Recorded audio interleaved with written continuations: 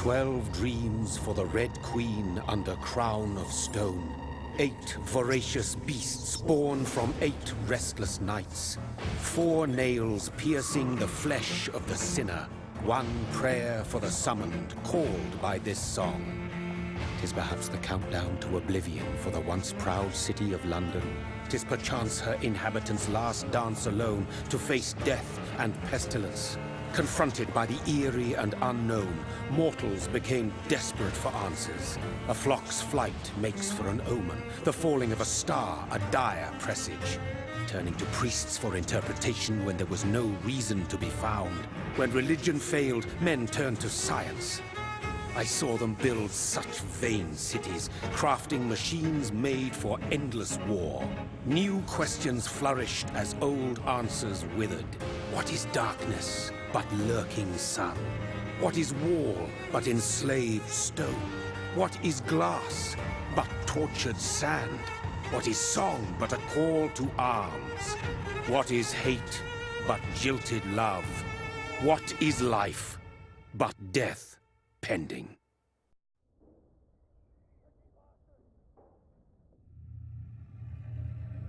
Death.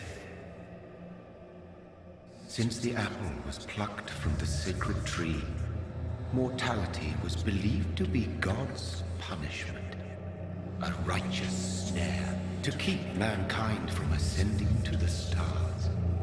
They were all so wrong. Death is not a wicked thing, nor some holy retribution. A true punishment would be to never know its sweet kiss. Awaken from the harshness and be born once more.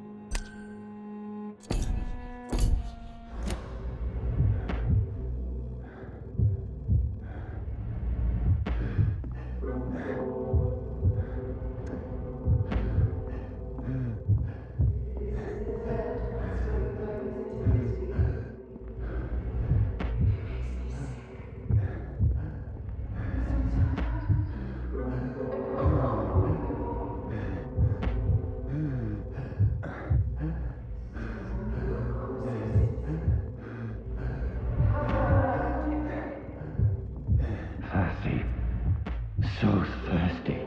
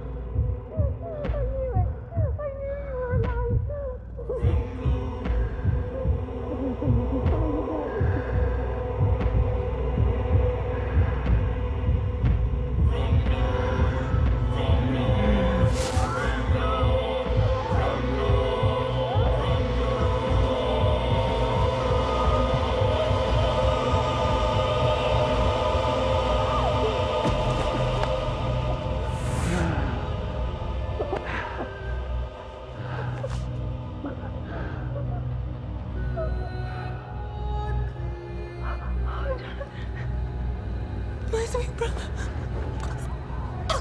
What have you done? Mary! Oh, no! Mary!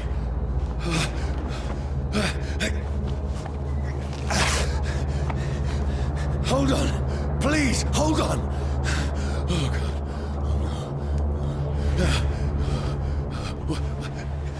Mary. Mary.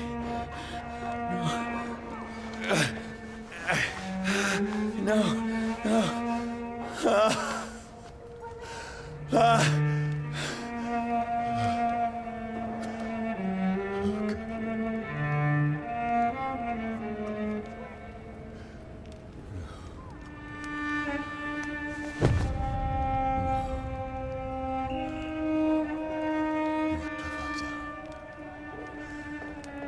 This horror. It's a nightmare.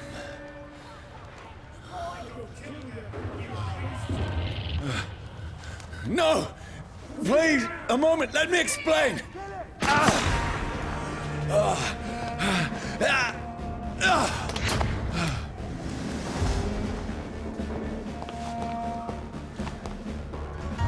These patrols are after me. No, don't shoot!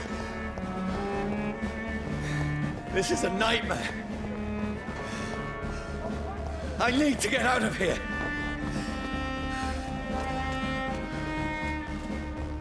This can't be happening. There's one of those vermin. No, please, stop! I mean you no harm.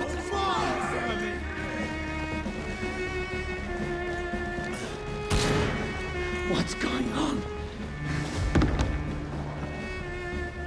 Oh, Mary. What have I done? What's all this about? Shit, where'd it go? Now, I can defend myself. Kill that thing! Who are you? Meanie. Welcome to my channel. Meanie. Said. Lurk lurk.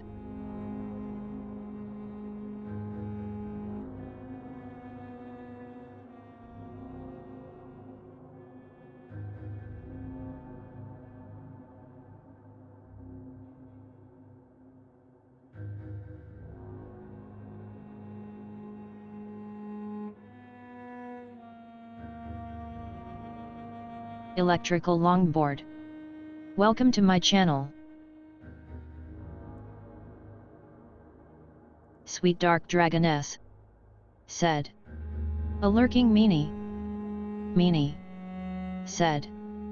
Did I hear a USB device disconnect? Sleekou. Meanie. Said. Yes, I'm making food X3. Sweet dark dragoness. Said. How are you today? Sweet dark dragoness. said. Yep, smiley face, meanie, said. Hungry IO slash, meanie, said. And how's you? X3. Sweet dark dragoness, said. Oh, what are you making? Community showcase. Welcome to my channel. Sweet dark dragoness, said. I am doing fine, just finished my daily routine.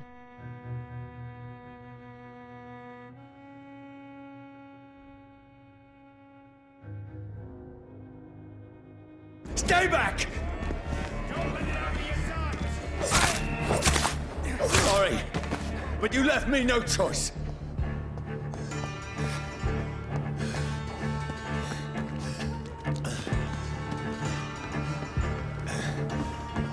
Who are you? Stupid beast! Right, stay alive! Sorry. Being spotted! Watch out, boys! Please, stop! Who are you? Oh, Christ! What do you want?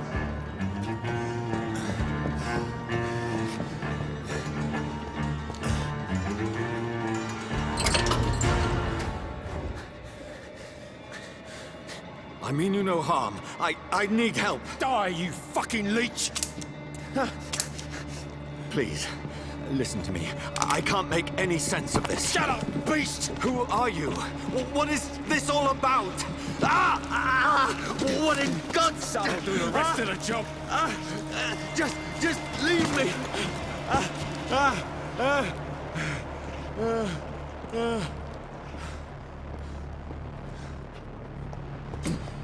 The sun. It feels like it's burning me to the bone.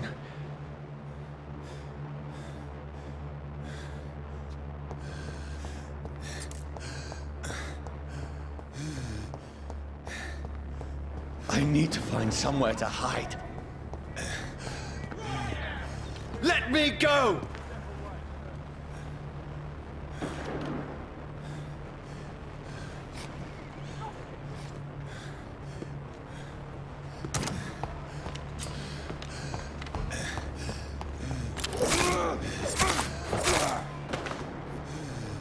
I need to find shelter.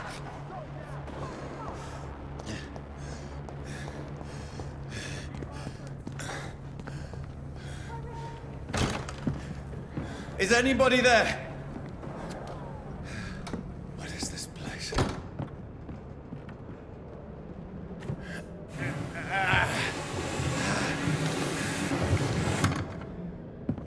The place seems abandoned. I should be safe enough here.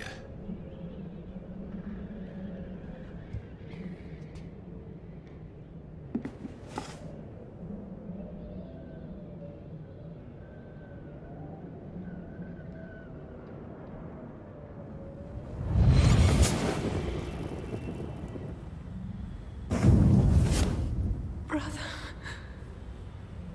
what have you done? Mary! Mary! Mary, I'm sorry. Whoever did this to us, I will find them.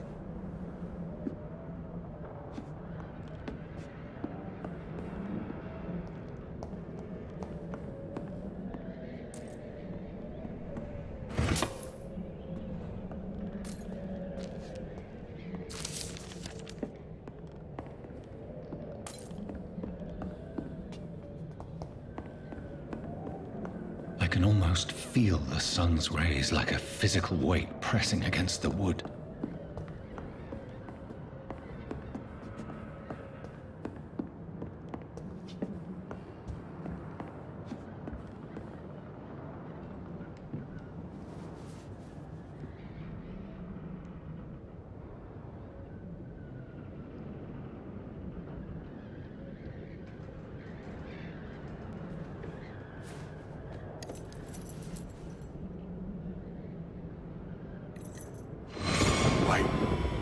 This one's dressed up fancy.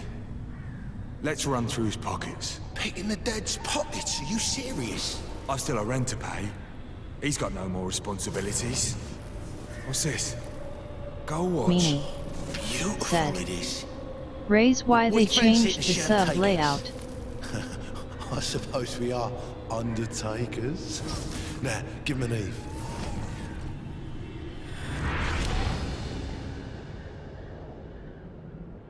That's impossible.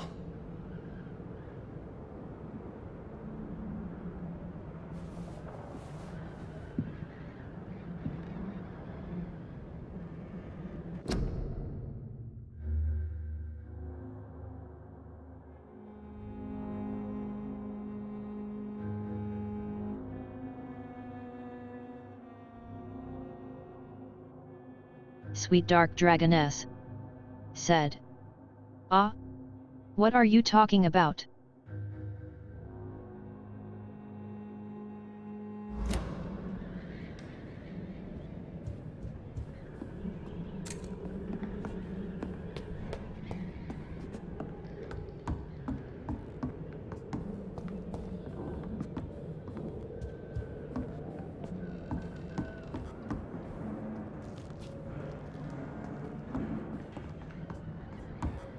Meanie said. My Prime sub ran out, so I went to resub for the emotes and it looked completely different. 12 dreams for the Red Queen that sleeps under crown of stone, that she might linger longer, her eyes as white as wool. Who goes there? A prayer for the summoned by warrior song. A child born from darkness must take scent of his heart. Who's there? Are you referring to me?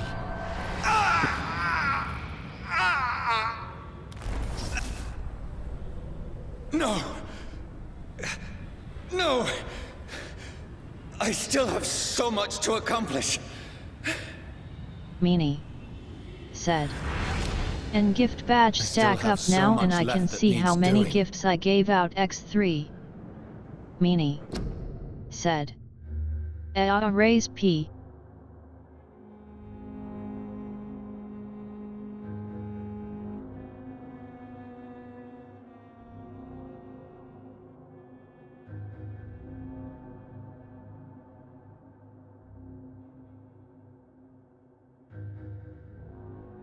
Sweet Dark Dragoness said. Yay for badges. Bloodluster. Welcome to my channel.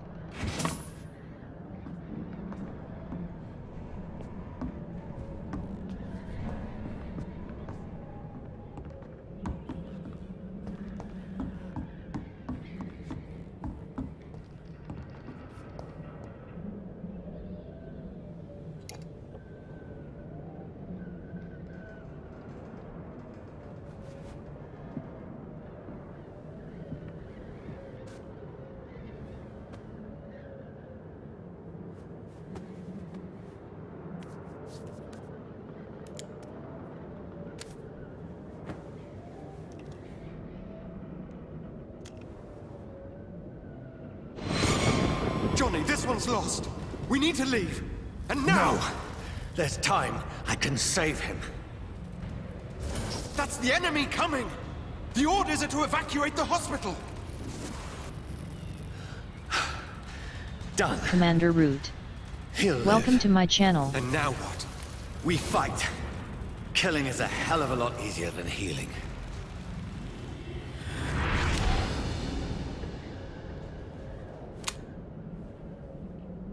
No, it never got easy.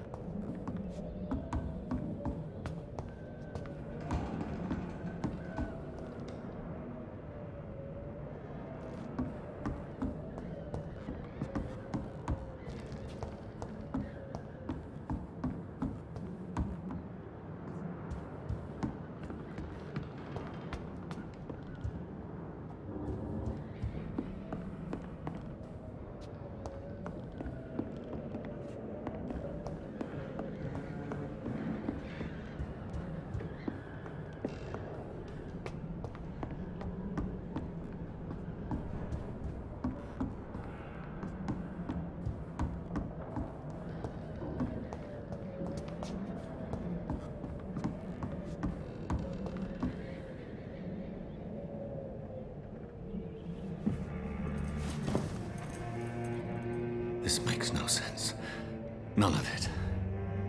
No sense at all.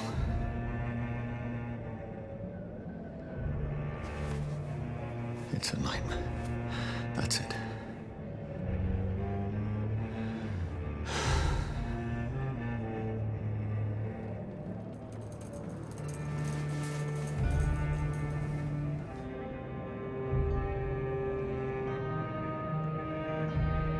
So be it.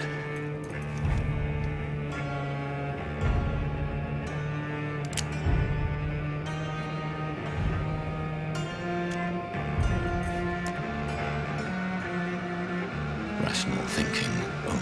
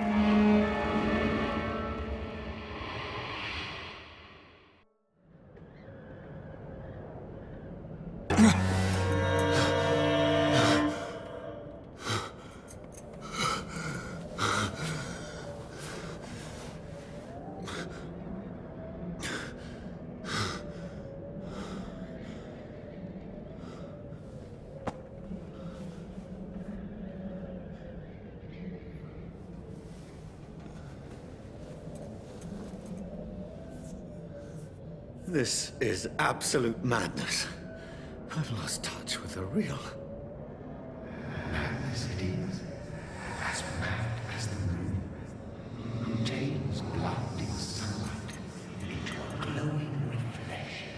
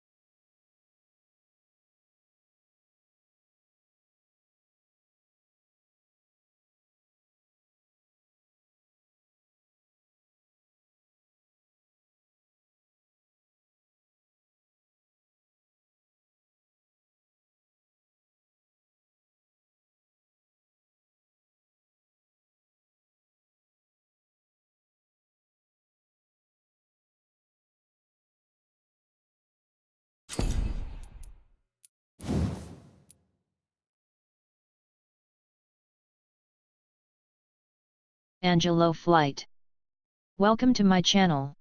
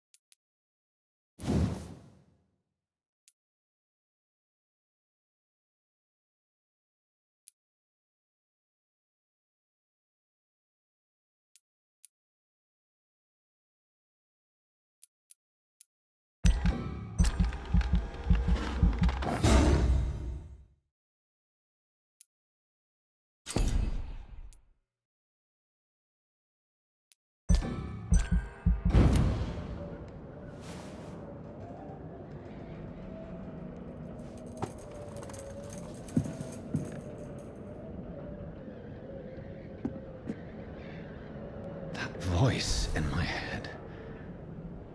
If I'm not mad, then it must belong to the one who made me what I am.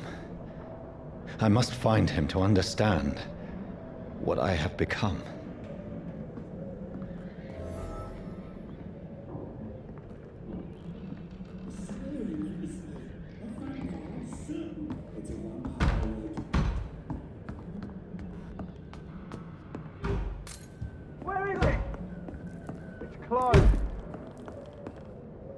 These people want me dead.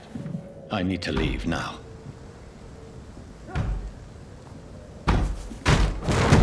Here's the leech. Here!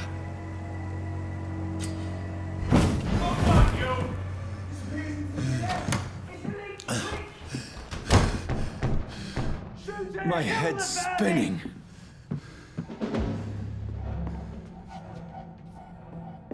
Oi! Come out, you coward! Clever fucking beasts!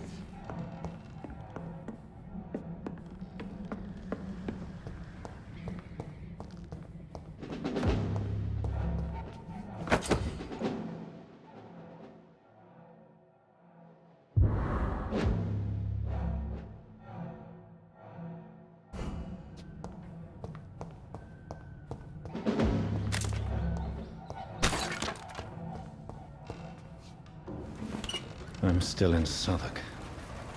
I must reach the West End. Go back home.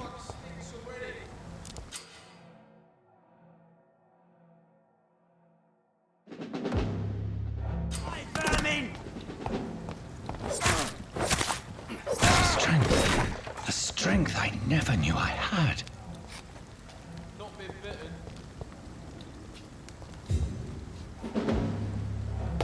Look at it! Vicious fuck!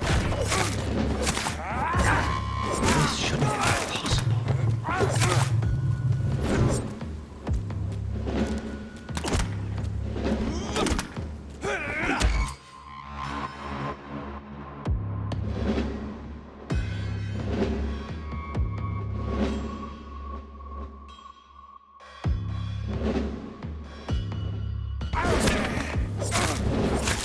Every sinew, every fiber of my being is afire.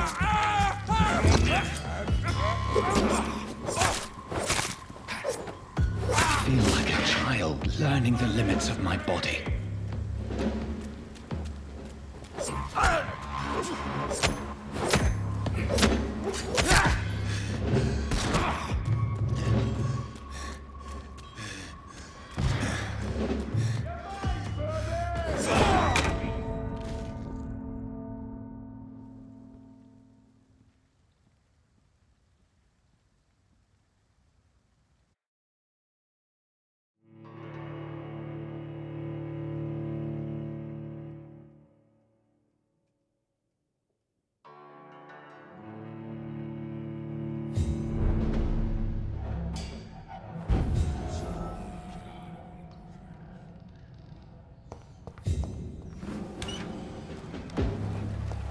Over there! There's one of them vermin!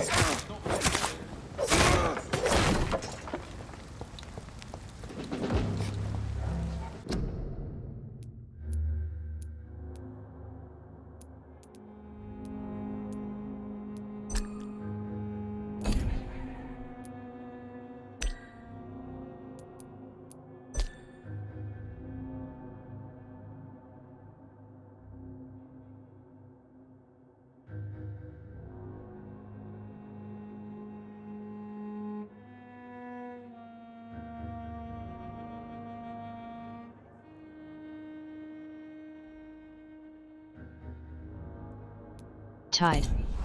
Welcome to my channel. It's dead, alright? This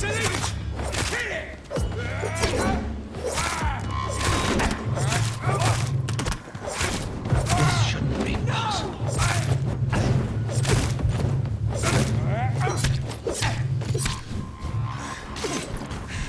Every sinew, every fiber of my being is afire.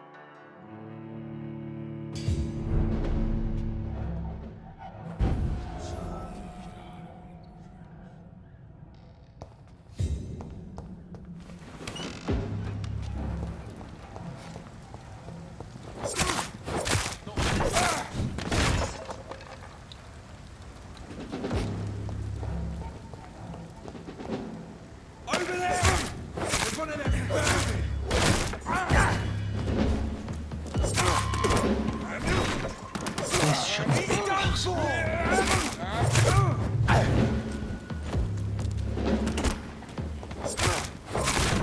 Every sinew, every fiber of my being is afire.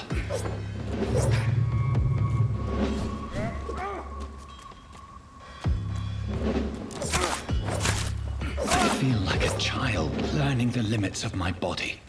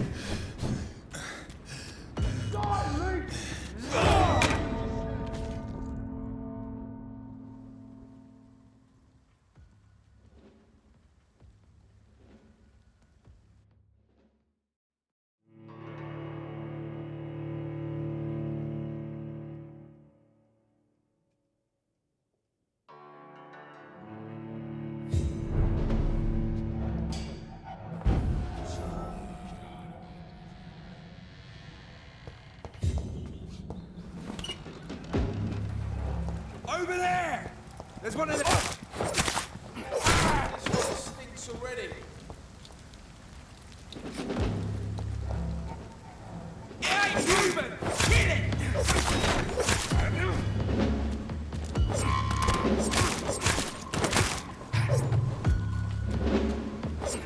This shouldn't be possible.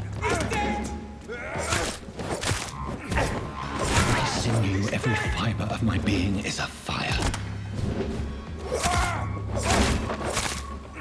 I feel like a child learning the limits of my body.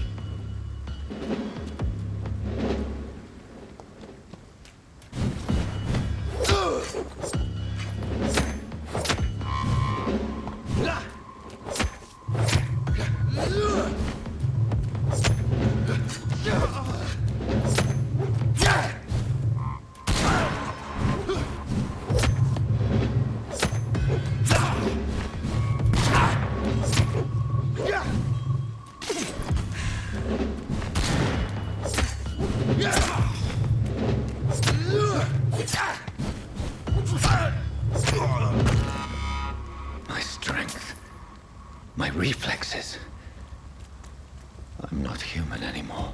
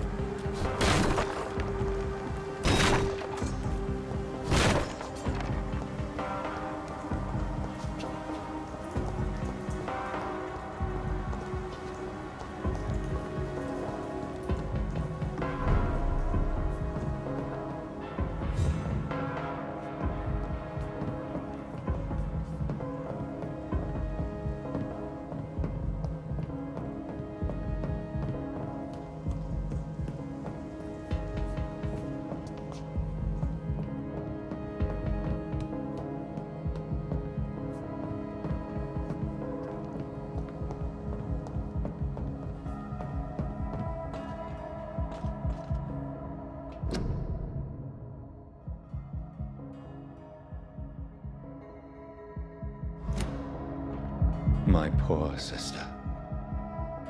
If only I had controlled my need for blood. Mary, someone will pay for what happened to you. For what happened to us.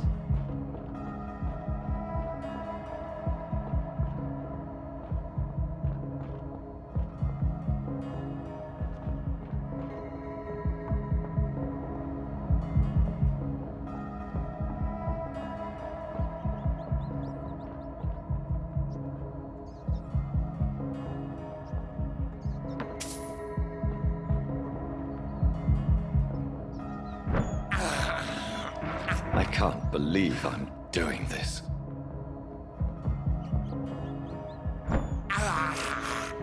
This is despicable.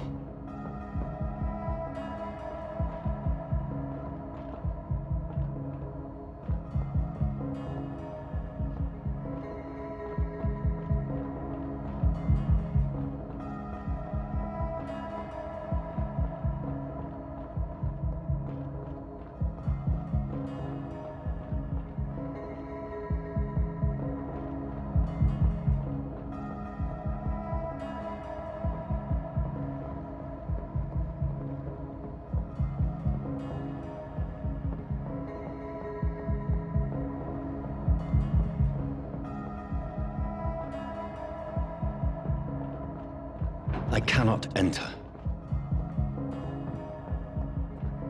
It's locked.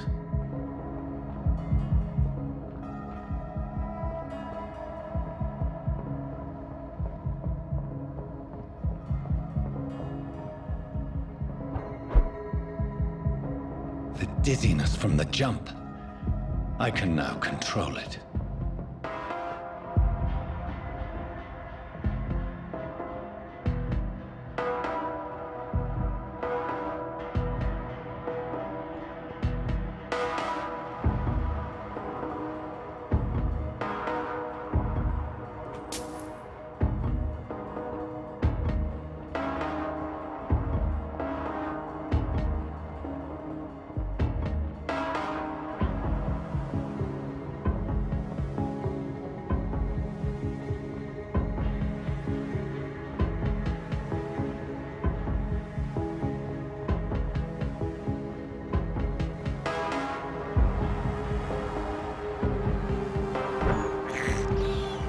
I have this thirst for blood.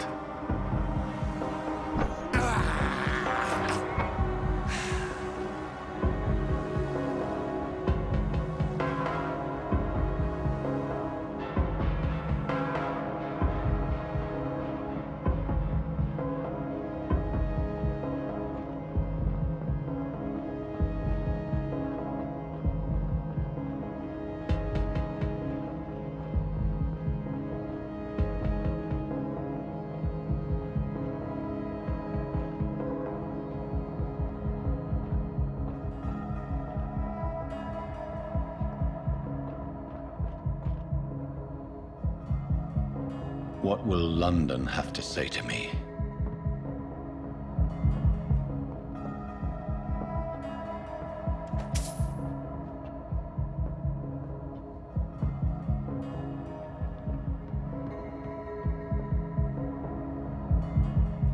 I've so many questions unanswered. It's locked, all right.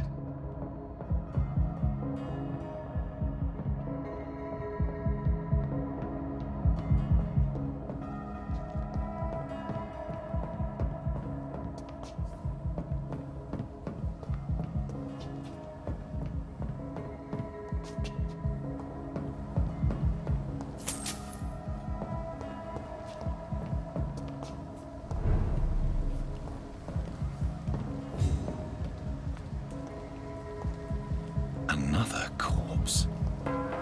Have the very streets of London become a mausoleum?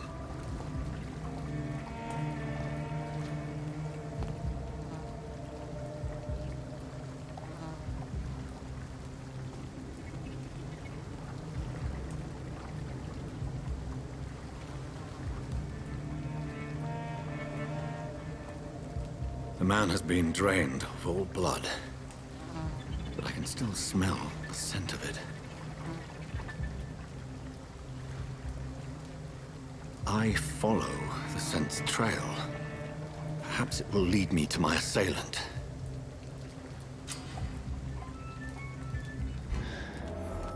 Fresh blood. The smell is so strong.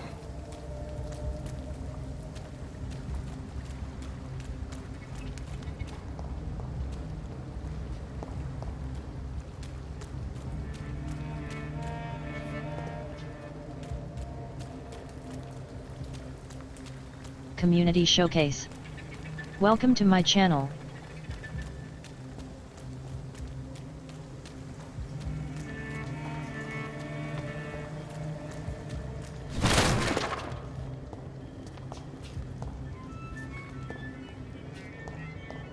This is a slaughterhouse.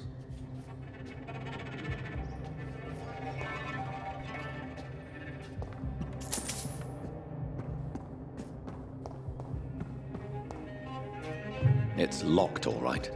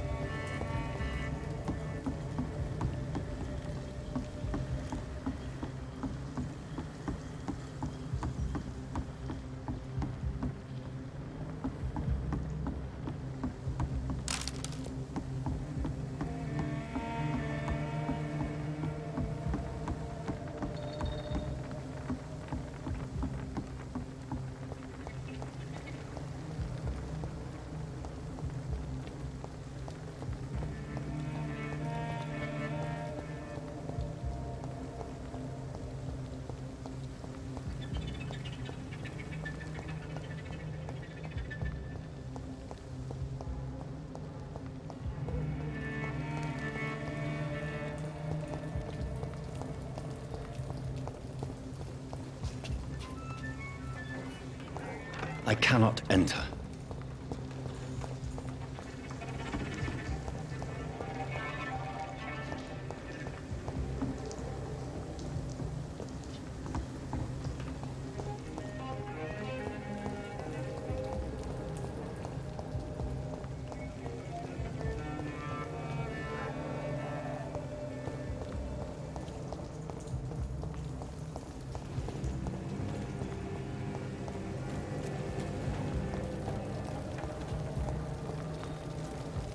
There is no one in sight.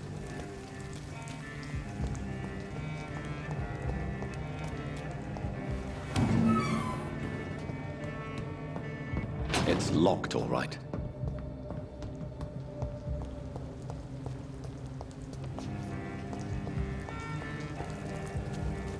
Where has everyone gone?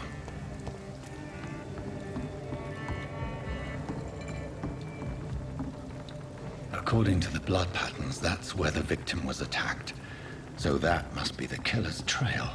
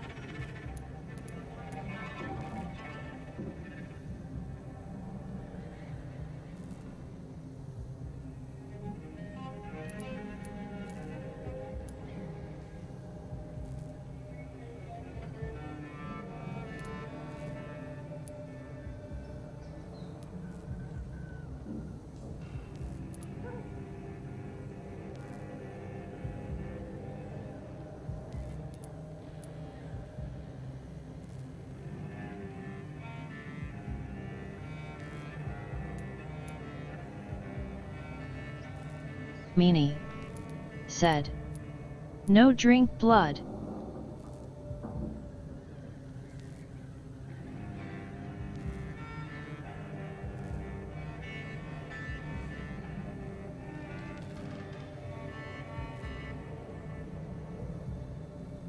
Sweet Dark Dragoness said, "Rat blood all the way." Meanie said, "No drink blood."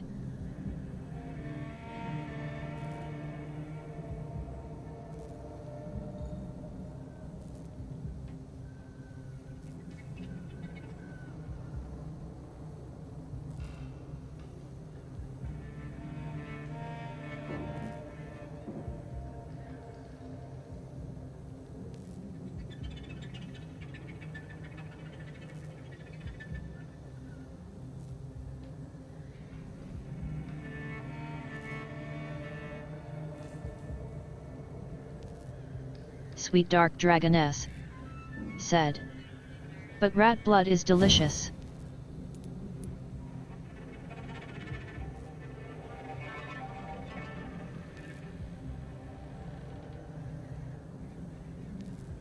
Meanie said, "Nuhu."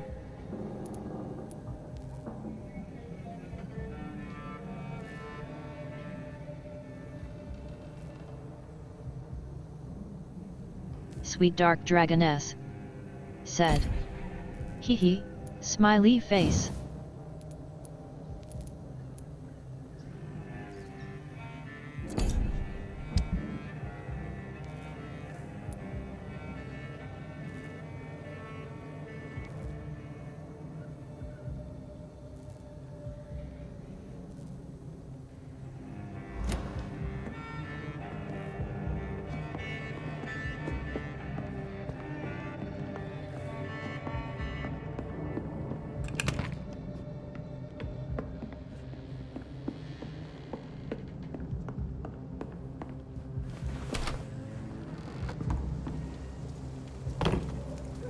That's strange. The trail is very erratic, as if the killer was drunk or hesitant.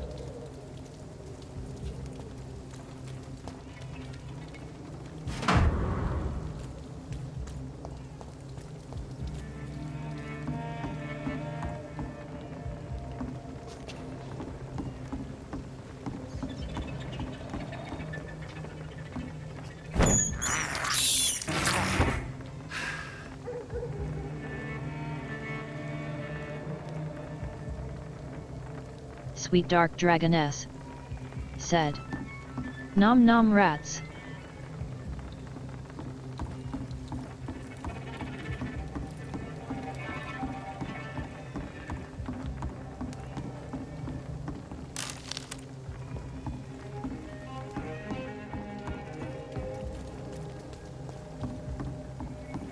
Meanie. Said. Sleek REE.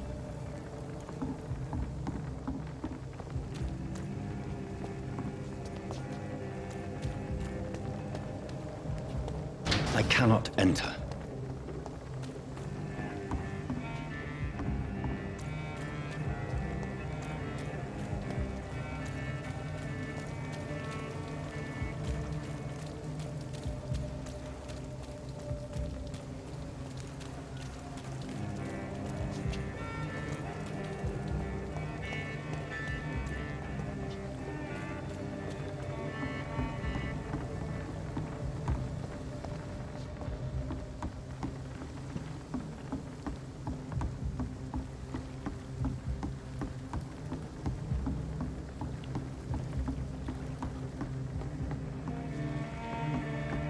It's locked, all right.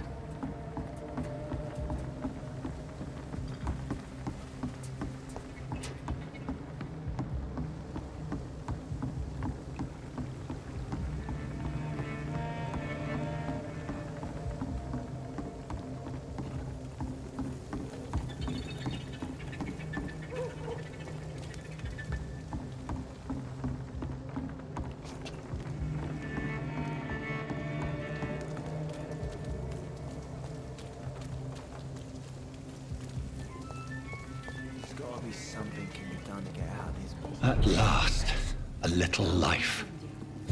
Welcome, sir, to the Turquoise Turtle. Good evening, sir. I wondered if I could ask for your help. Wow, you look like you need a drink. Yes. I apologize for my outfit. It's been a long night. Been there, seen that. Don't worry, things can only get worse.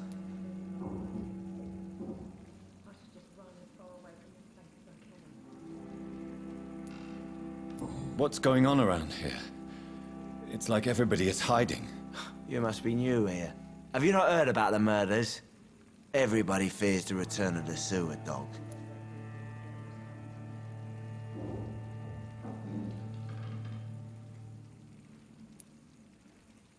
Who is this sewer dog? It's the local bogeyman. Convenient answer for every crime that happened for decades. You murdered someone, blame the sewer dog, eh? You make it sound like it's a fairy tale. People will always believe in monsters. It's easier than accepting their own darkness. We can all be monsters. I'll leave you to your bottle then. My God, sir, you look like Jonah's whale just spat you out of hell. Can I get you a drink? No, thank you.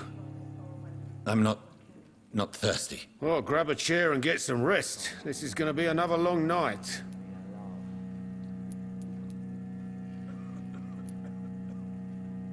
Why is it going to be a long night? You must be new around here. Don't you know about the murders? Tell me more about these murders. Every morning for the last few weeks, bodies have been found. And those poor sods didn't die of flu. Do the police have any leads on a suspect? Even before the outbreak, coppers never came round here. We're on our own. People die in these parts all the time, and no one cares. I'm looking for someone who might have passed through here recently. Wondered if you might help. It's been quiet tonight. The only other person I've seen went straight up to his room. Thought it was kind of rude, actually. You mean he's still here? Well, yeah. He paid for the entire week. Who is this man? What does he look like? Well, like a gentleman, I guess. Well-dressed, quite polite. A professor or something fancy like that. Always writing, reading notes. How long has he been here? He rented the room a few days ago and didn't say when he'd leave. I need to meet this man.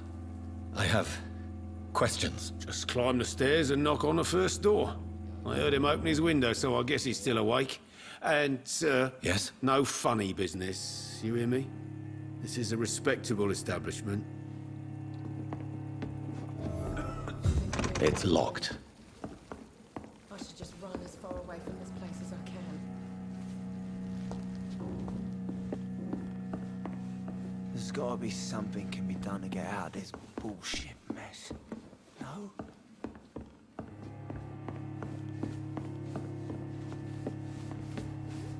Hello, sir. Are you all right? Is there any way I can help you? I don't know. Maybe you could just talk to me. Maybe you prefer to speak with Tom, then. He's more agreeable talking to strangers.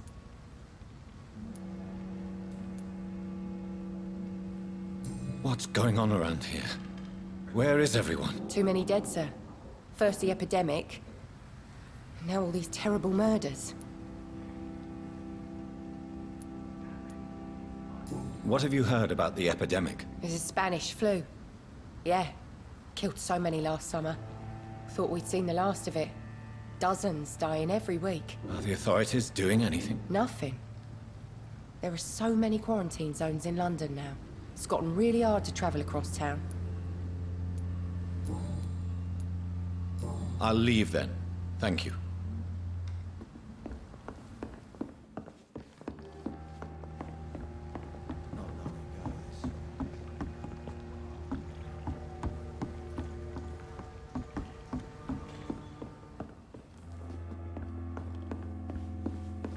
I hope I live long enough to see them wet boot boys get what's coming to them.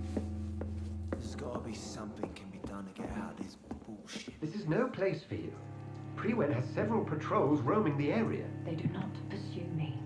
But they're looking for vampires, and they're most efficient. They'll not relent until the killer has been identified. I have a common objective, but I require... I think someone is eavesdropping. Are you certain? You might as well come in, whoever you are. Slowly, vampire! Who are you? I mean you no harm. Saith the vampire. Present yourself!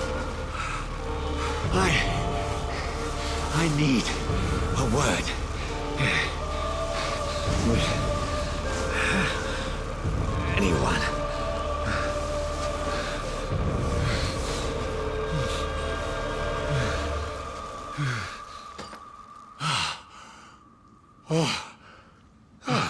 Well, that's something I can do for you.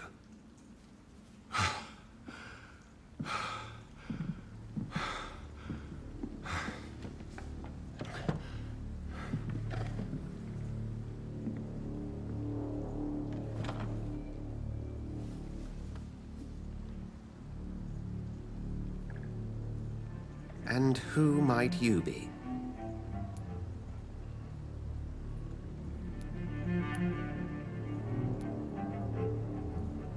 I'm not sure that I know anymore. Might I at least learn the reason of your presence? That's none of your concern. Sir, you have entered my room in the middle of the night, pale as a corpse and shaking like a tree. So please, indulge me. Someone is molesting people. In fact, killing them. Biting them. The calling card of a vampire. Like you.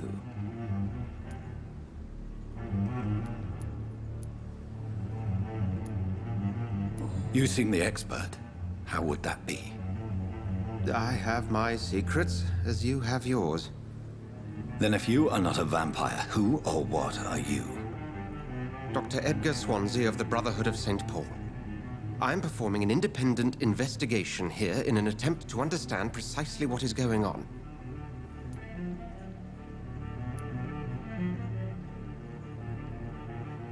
And what exactly is this Brotherhood? Sir, if the name is not familiar to you, then we shall discuss it another time.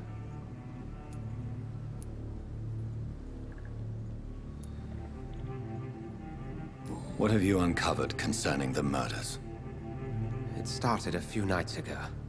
Rumors of violent murders. The docks have always been, shall we say, somewhat unsavory. But this is different. How different? A vampire is at work here. Famished. Reckless. It must be brought to ground, and quickly. I heard another voice, that of a woman. Who were you talking to? Ridiculous. I've no idea what you're talking about. Something tells me not to trust you. Then the feeling is mutual. Then help me find the culprit. I may. If you'll first tell me why you opened this door. I followed a trail. The scent of blood from a recent victim. It led me here. You thought I was your aggressor. That explains a great deal. We're both chasing the same shadow.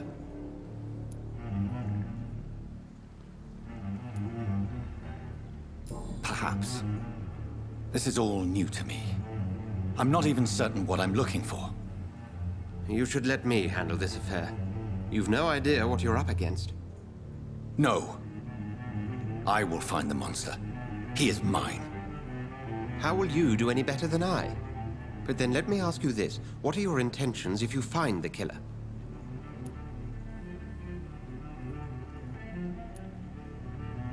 I will at last have the answers to my questions.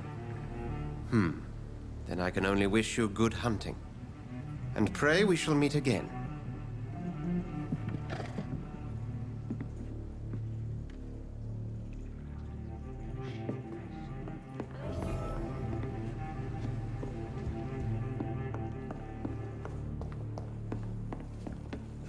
It's locked, all right.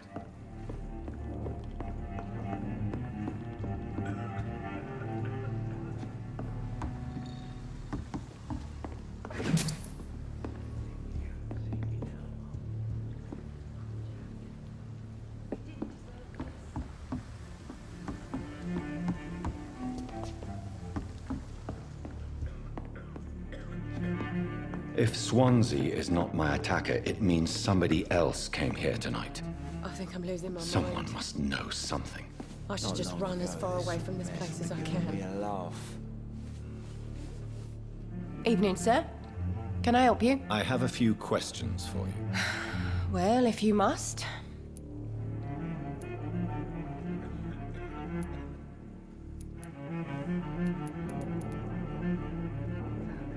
I spoke to Dr. Swansea. He's not the man I'm looking for. Now, I want the truth. The truth? What do you mean? I suspect that someone else was here tonight. And I don't think Tom wants to tell me about it. I'm just the barmaid here, okay? If Tom says you're the only visitor we had, then you're the only visitor we had. I can feel your fear, madam. Please, tell me what's going on. It's Will. William Bishop. He came in here earlier tonight and he... Well, I thought he was going to clock someone.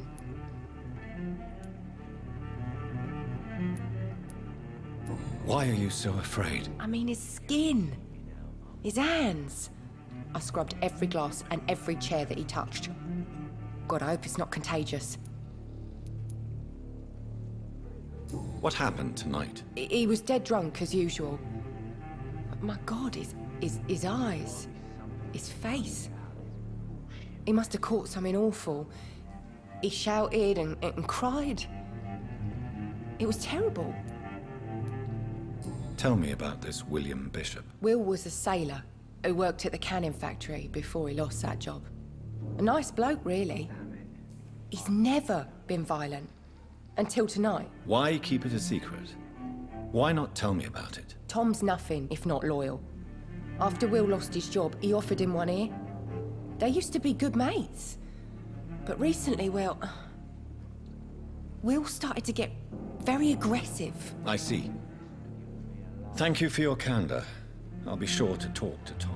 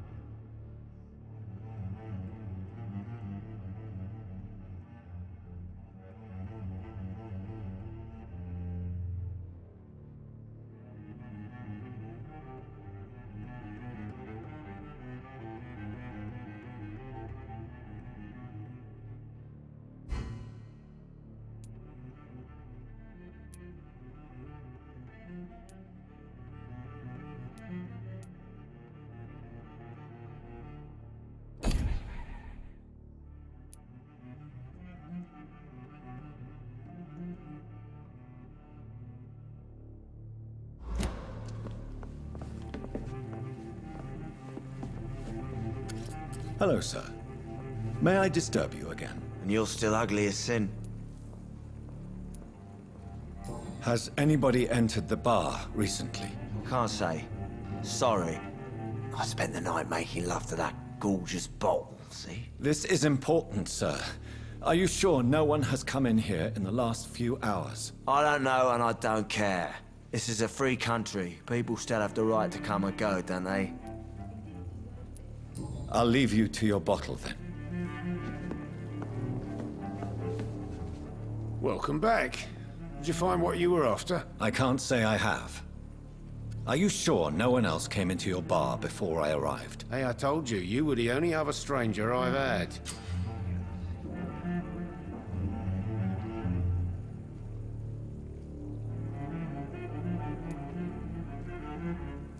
Tom, talk to me about the visit from your old friend, William. Yes, Will came by tonight, but he's not my friend anymore. Who is he? William? Just an old sailor who loves his gin too much. He worked for years at the canning factory before it closed. Community Showcase. Welcome to my channel. Is he dangerous? Yeah. Like many drunks, he's all bark and no bite. He can barely stand up most of the time. How was he tonight? Was he different? Sicker than usual, perhaps. He whined and mumbled about how mean people were to him and how he'd like to talk to me outside, and then he left when I refused.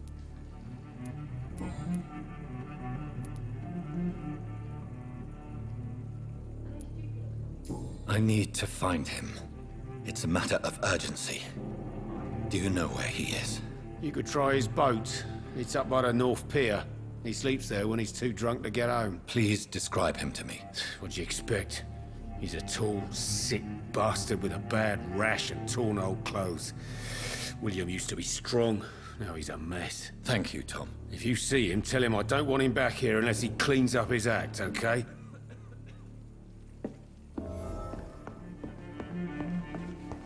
I hope I live long enough to see them wet boot boys get what's coming to them.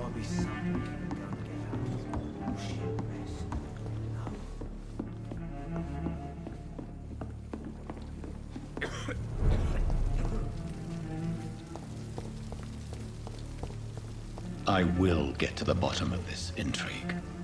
What's been done to me, to this city.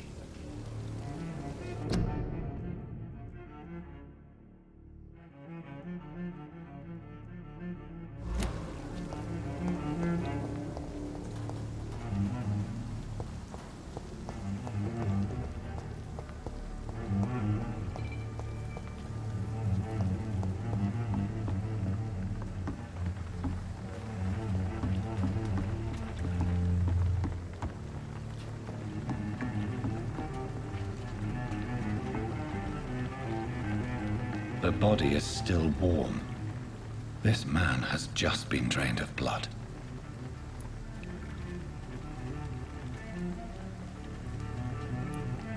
This corpse has been dried of its blood, just like the previous victim. This man was armed. He tried to defend himself. What's this? Some sort of note. Blood and empty gin bottles. This bishop fellow is something of a heavy drinker. There are blood splats on the other side of the canal. I must reach that barge.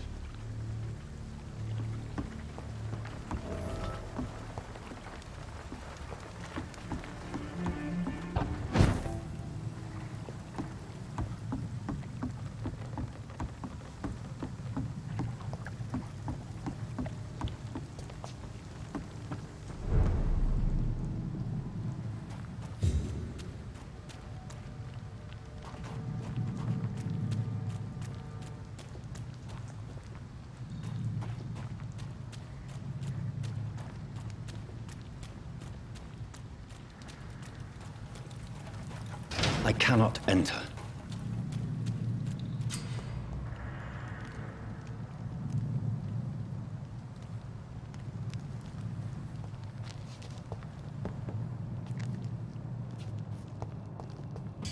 Over there!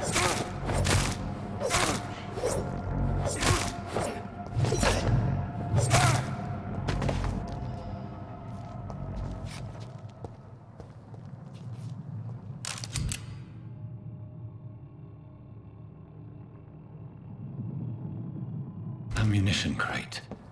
Good. I may need a lot of bullets. I feel like I'm back on the front line again.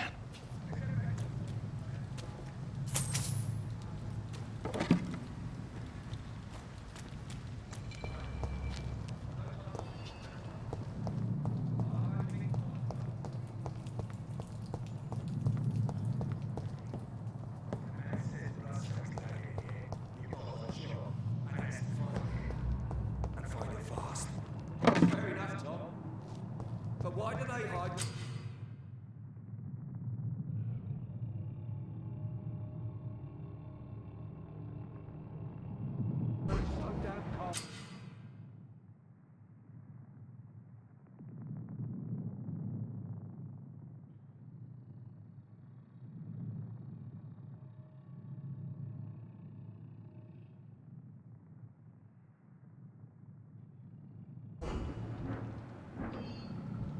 Cobra Blades.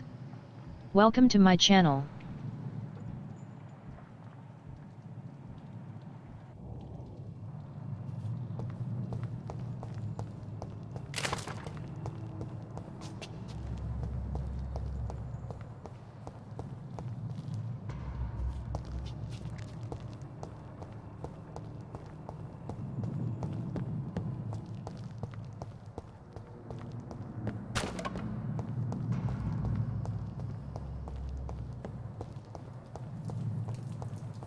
It's locked.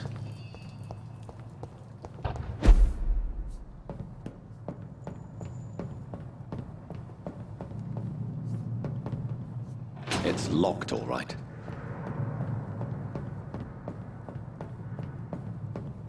It's locked.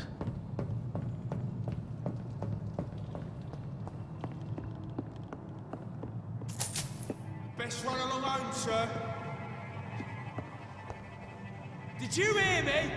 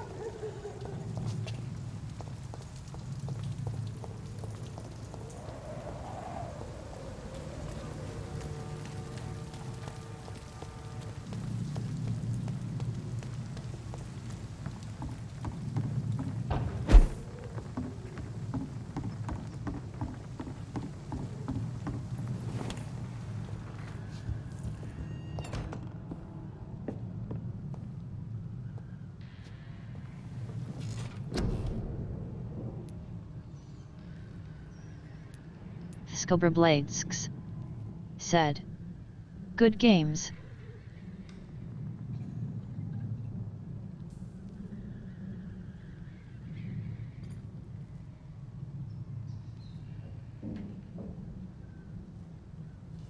Sweet Dark Dragoness said, Hi Cobra, smiley face."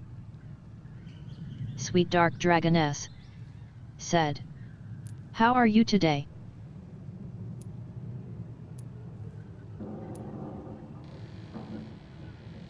Skoberbladesks said.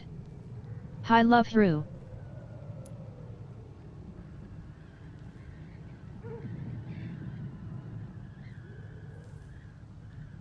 Skoberbladesks said. I'm good.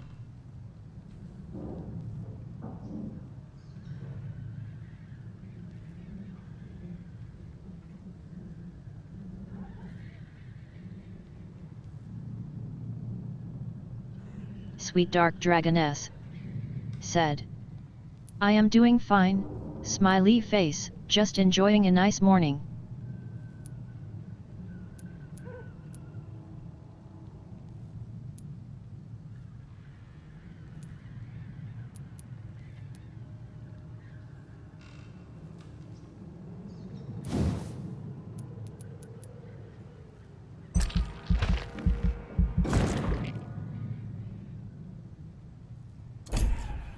Skoberbladesks said.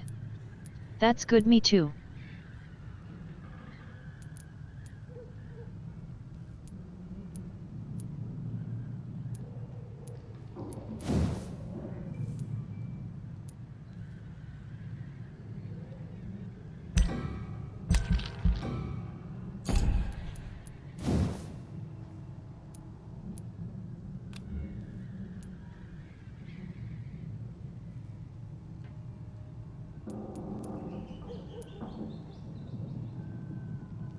Bloodluster. Welcome to my channel.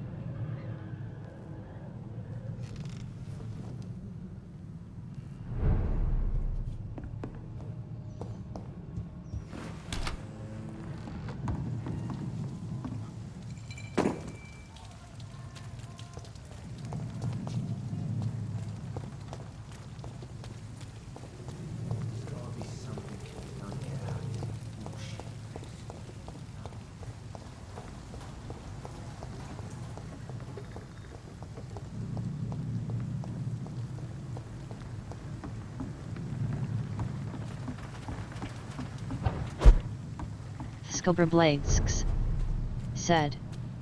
I wanna try this game, yeah.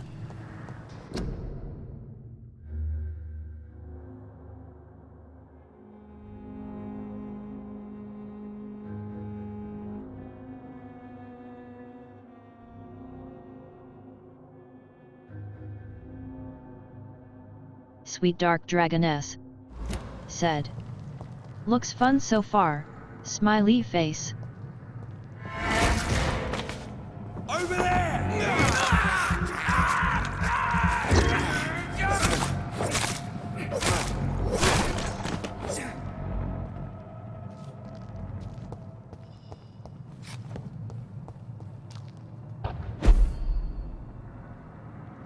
Meanie said. Rat blood, you said.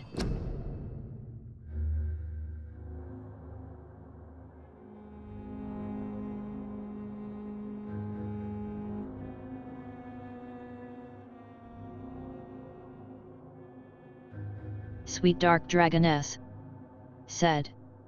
It was just a sip.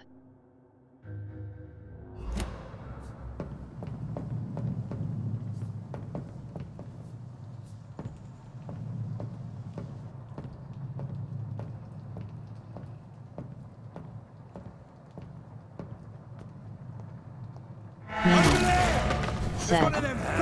Das not how it works.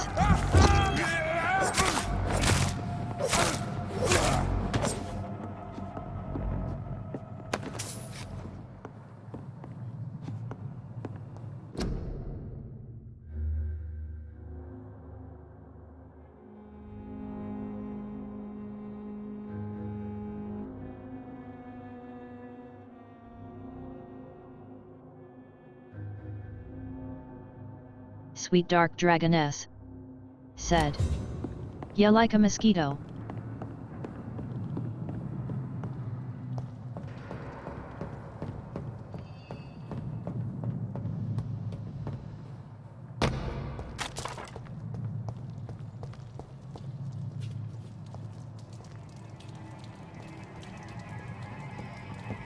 Crush the leech, boys!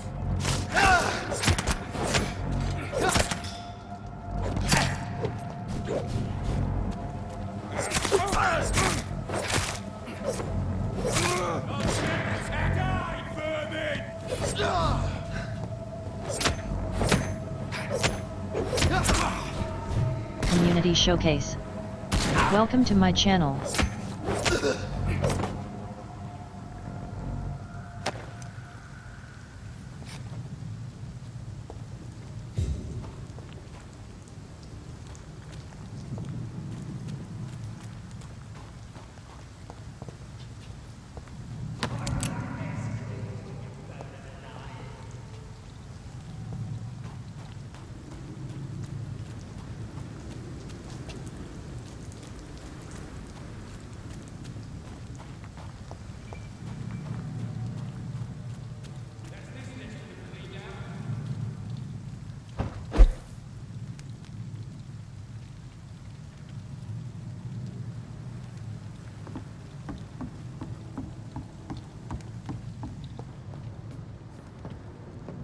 We won't see any of these bastards back here again.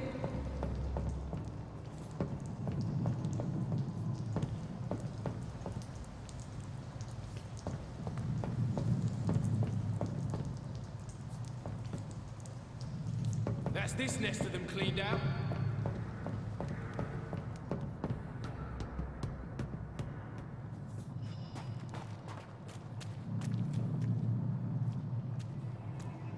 Look lively! It's on to us!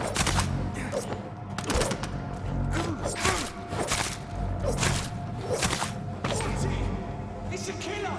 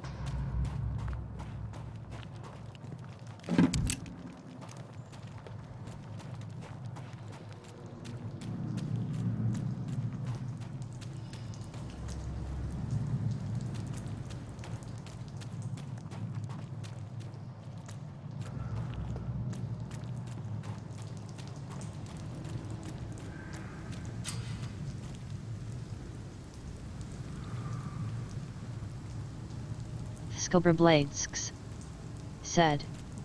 I hate mosquitoes.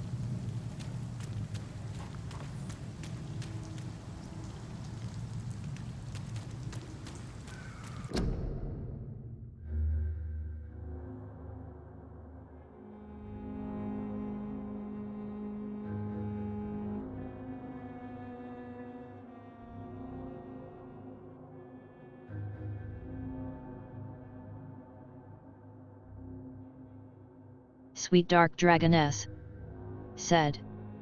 Yeah, me too, sad face.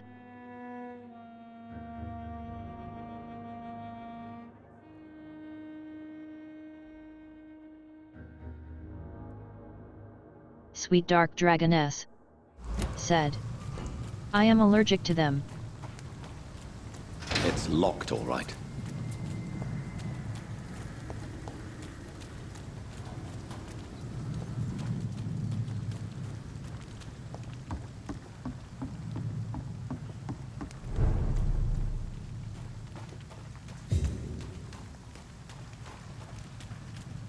It's locked. Fresh blood. The whole building reeks of it. The scent is so strong it makes me dizzy.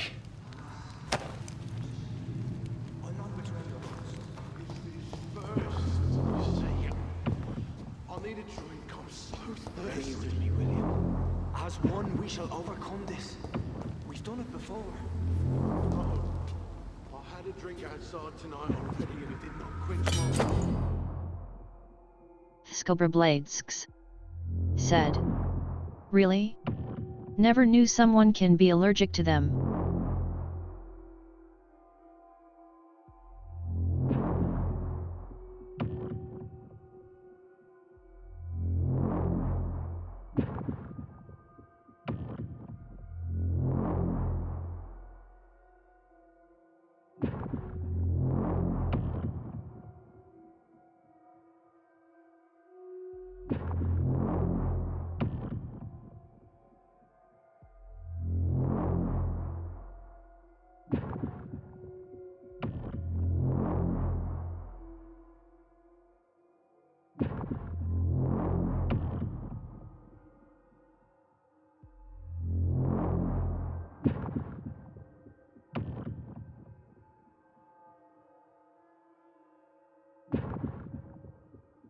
Sweet Dark Dragoness said.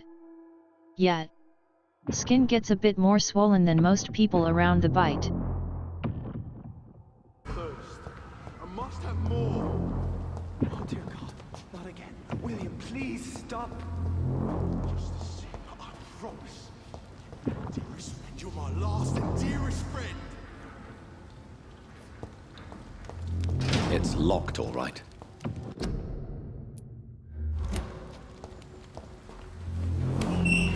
This place reeks of bloodshed. Will, please, let go of me.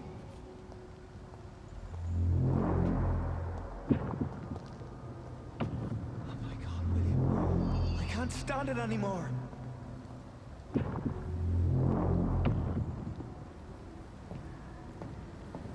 This creature is bedeviled. I must put it down.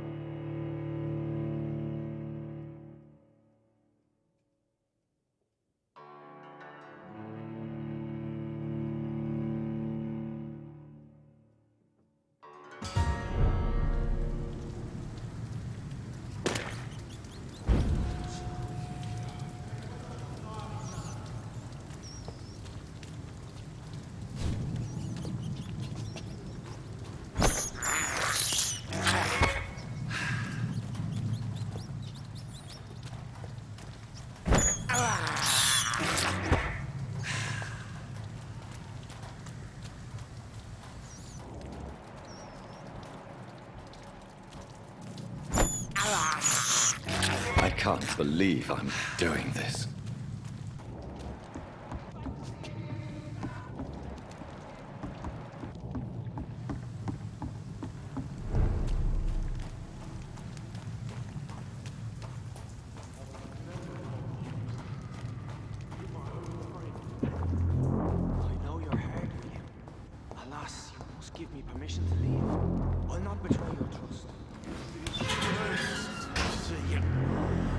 need a drink. I'm so thirsty. Really, William. As one, we shall overcome this. We've done it before. This creature is bedeviled. I must put it down. I must have more.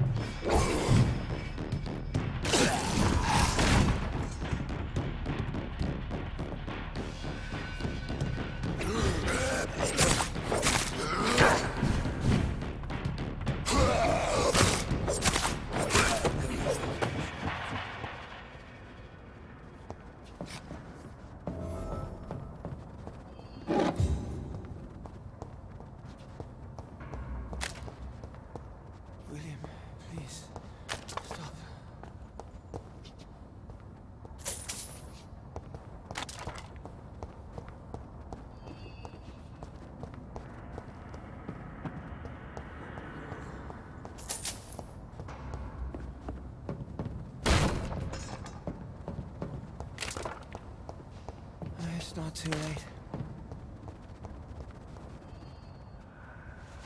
William was an honorable man. I could have saved him. Mr. Hampton, are you in there? I knew him well, another lost soul, a kindred spirit. Sir, listen to the sound of my voice. I'm a doctor. You're suffering from shock. I must return to my flock. They'll stray without me.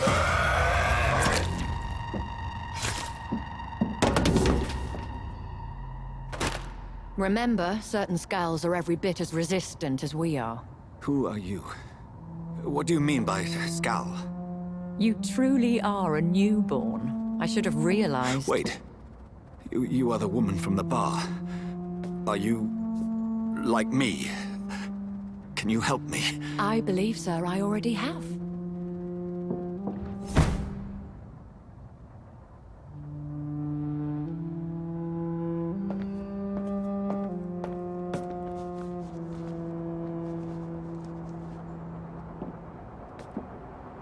By George and the Saints, you've solved the mystery of these terrible murders. Patience, good fellows, I've come to offer help. Just give me a moment to secure my boat. We can leave this awful place. William was not the evil man they claimed. He was just taken by the thirst. He needed this drink. This man requires medical attention. We'll see he gets to the nearest hospital. No, please, I must tend to my fold. My flock needs me. There, sir. Go with the good Dr. Swansea. He's resourceful, and I'm sure he'll take good care of you. You'd best come as well. The sun is soon to rise, and you'll need a place to rest. I just need a moment. If I can learn something about what has happened to William, I'll be a step closer to understanding what happened to me.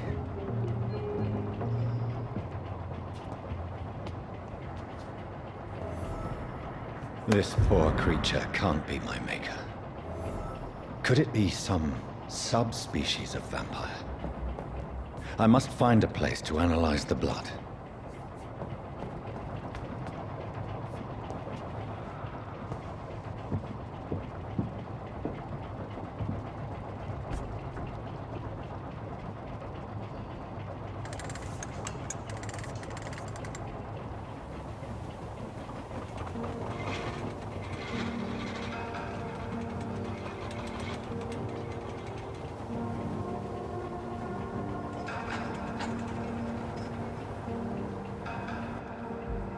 Where are we headed?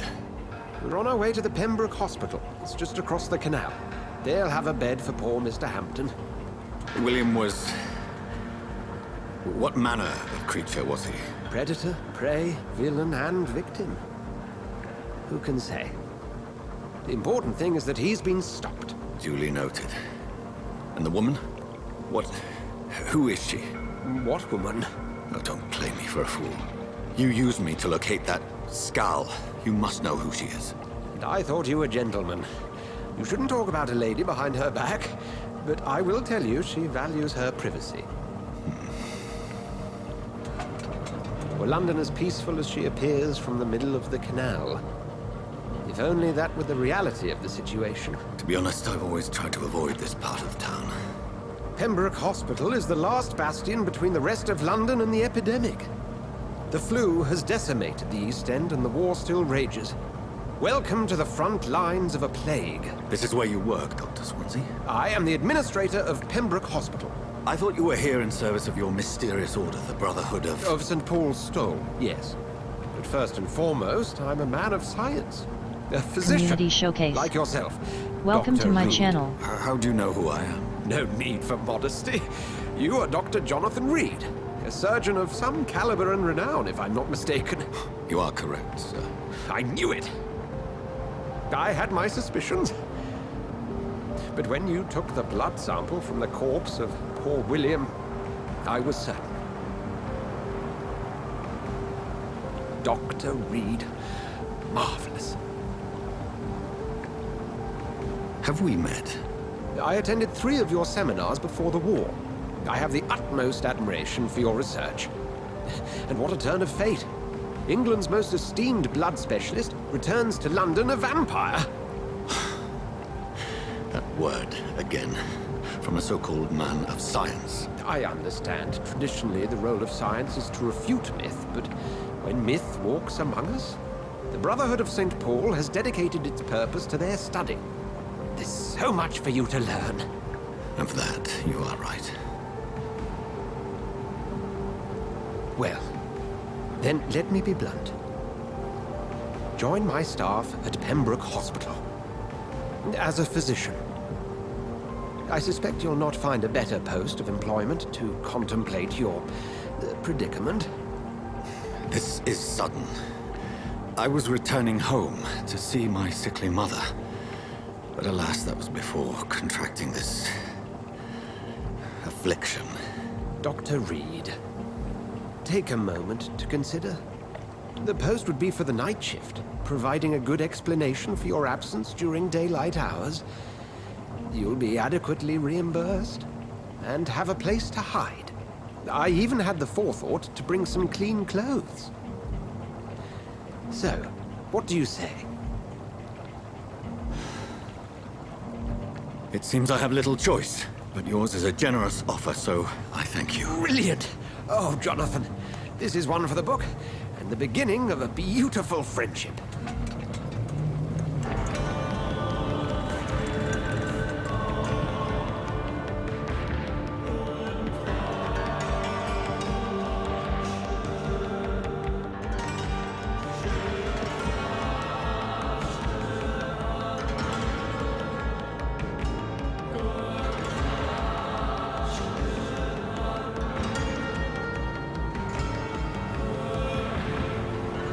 Dr. Swansea, thank goodness. I was beginning to be concerned. Worry no more, Nurse Crane, for I bring good news. Oh, Doctor, what a night. We lost 2 more patients. Nurse Scow said she couldn't take it anymore and resigned. Yes, well, I'll make a new rota in the morning. In the meantime, find a good bed for Mr. Hampton. Be sure to pay attention to his needs. Of course, Doctor. Oh, and Dorothy? Yes, Doctor? Dr. Reed here has just returned from the front. He served King and Country and will be joining us here at Pembroke. We're very lucky to have gained a surgeon of his talent, and one so experienced in blood transfusions. That is good news indeed, Doctor. Oh, yes.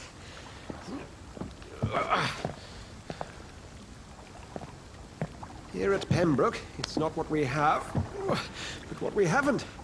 It's only thanks to Nurse Crane and the staff that our ship doesn't sink. If you have any questions, just ask her. Duly noted. Thank you. Your assistance is required, Dr. Swansea, immediately. Welcome aboard, Jonathan. We'll catch up after my rounds. Coming, Nurse Crane. I'm coming.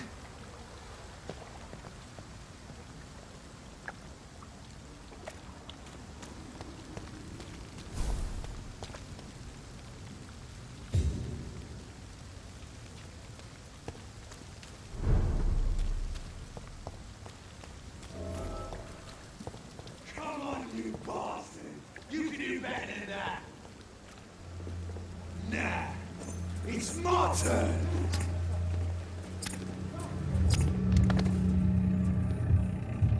Rotten or pristine, each heart contains the seeds of life. Drink at this river, try it all.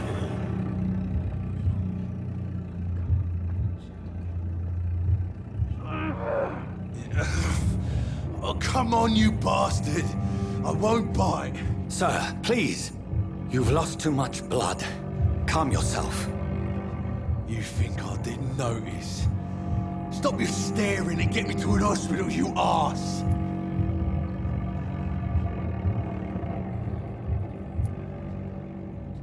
Insulting a good Samaritan. Not exactly the way to get rescued.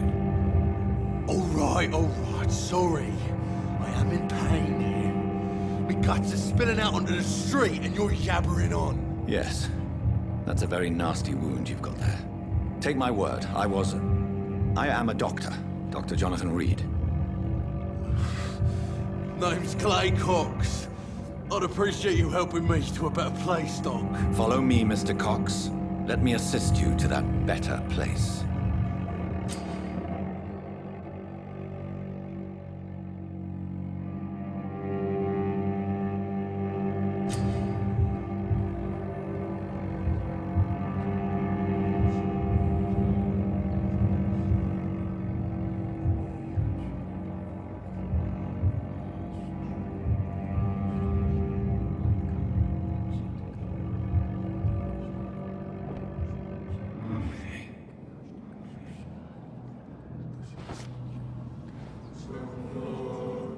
Bring this fading light into the shadows. Dance with him the dance of life and death.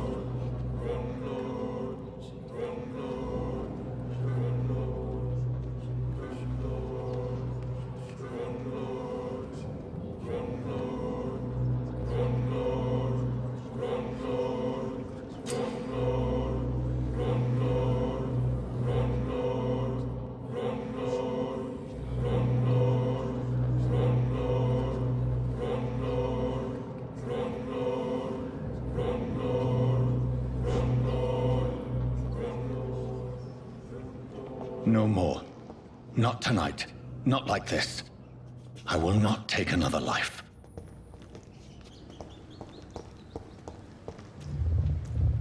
It is wise for the huntsman to sometimes let his prey go. But no famished hunter can run for long.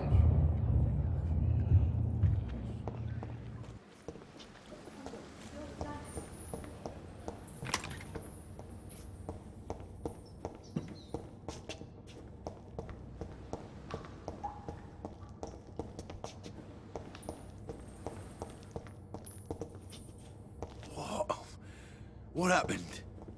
Did I black out? Whoa, I feel giddy.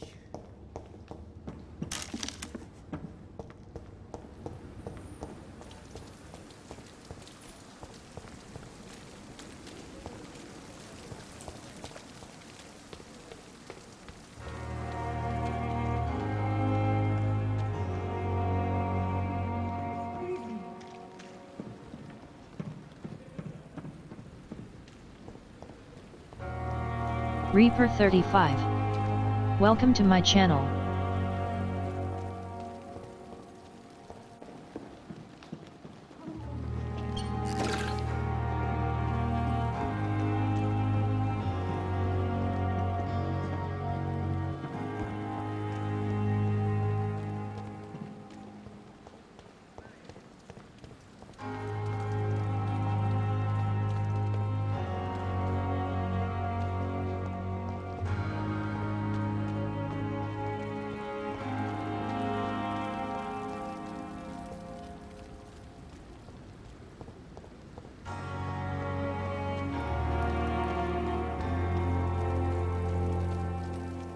Doctor, where have you been?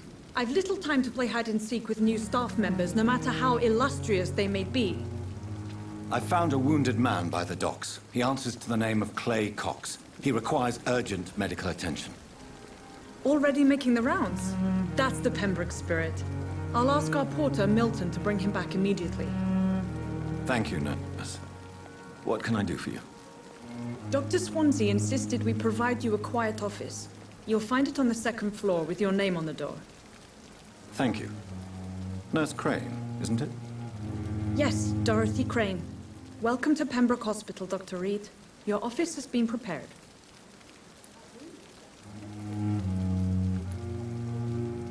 I would like to ask a few questions first.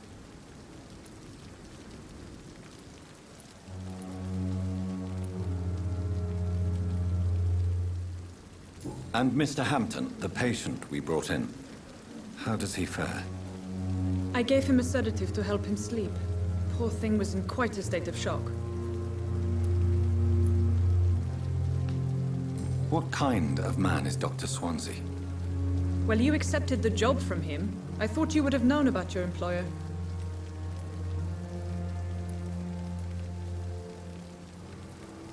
It's right to assume Dr. Swansea knows far more about me than I do about him. You'll get to know him soon enough, and better than me. The administrator has better things to do than mix with us.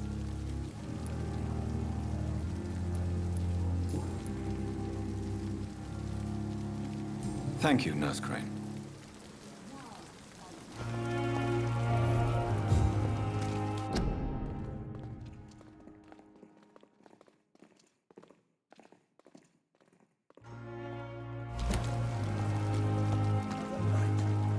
Surely I can endure another night. Good evening, sir. So it is true. The famous Dr. Reed has joined us. I can't think of any better news during these terrible times. Do we know each other? Actually, yes. We met once before, at the Rockefeller University in New York. Dr. Tippett, yes, I remember. I was assisting Professor Carell in his research about coronary bypasses. He had nothing but praise for you. He was also very confident about your future. And look at you now. Eminent surgeon and blood transfusion specialist.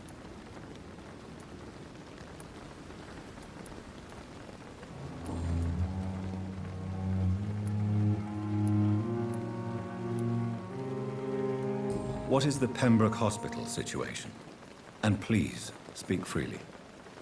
This hospital is not exactly the best of London.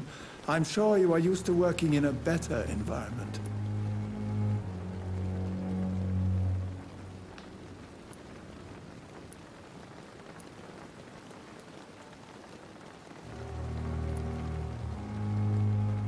It's more than enough.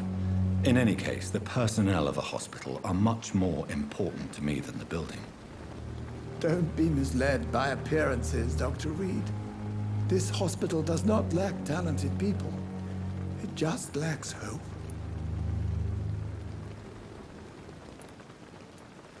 What can you tell me about the staff in the hospital?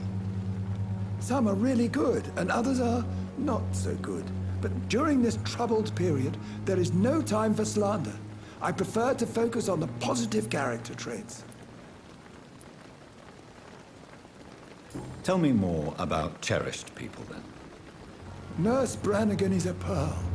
She is the most helpful and dedicated nurse I've ever worked with. A clever and cheerful woman. You really seem to admire her skills. I'll go even further. If she was a man, she would be a damn fine practitioner. Any opinion about the management? I don't always agree with Dr. Swansea's reserve, but I must admit he does all he can to keep this facility running during this crisis. Ah, yes, the burden of command. I was fed up with this concept while serving as a medical officer. Don't get me wrong. Swansea's a good administrator. I just wish he would get out of his office down again.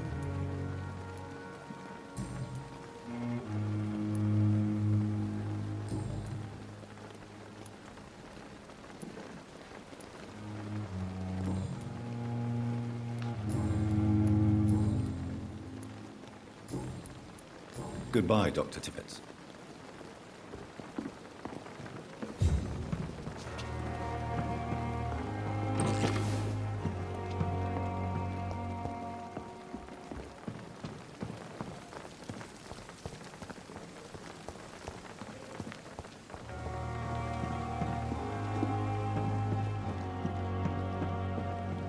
If only I were young again. Just a dozen years.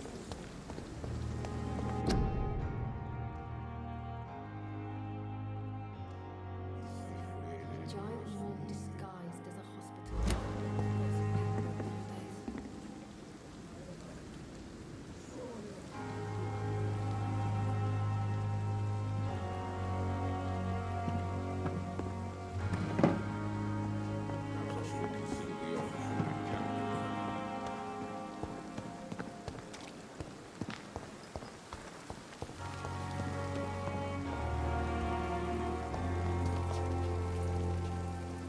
Good evening, sir. I'm Dr. Jonathan Reed. I'm new here. I've already heard about you, Dr. Reed. I'm Milton Hooks, the ambulance driver for this shithole of a hospital. That's quite a blunt introduction, Mr. Hooks. You can call me Milton. I like to speak my mind, Dr. Reed. Perk of the job. Don't judge me, and I won't judge you. I'm not sure I understand what you're talking about. Well, I'm no doctor, but I'm pretty sure a gun can't be used as a surgical instrument. You have a keen eye. I learned to shoot during the war, and have carried one ever since. Old habits die hard. No need to explain, Dr. Reed. And if you ever need a better gun, remember, I may have something for you.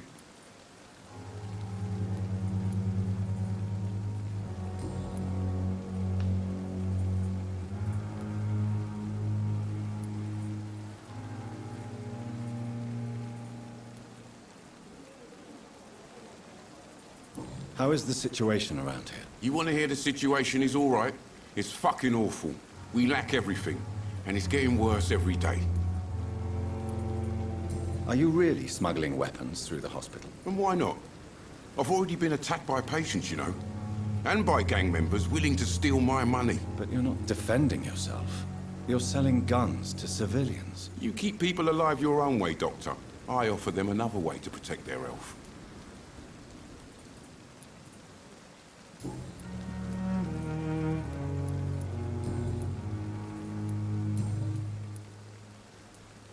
Goodbye, Milton.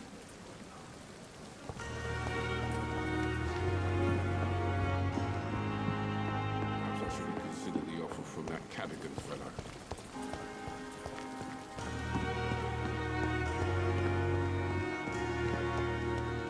Dr. Swansea is right. This place seems perfect to conduct my research. Damn. The pain. It's here again.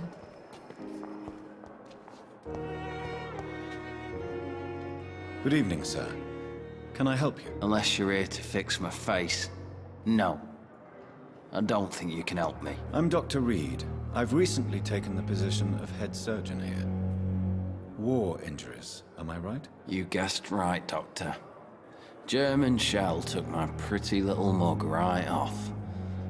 But they still call me Thomas Elwood.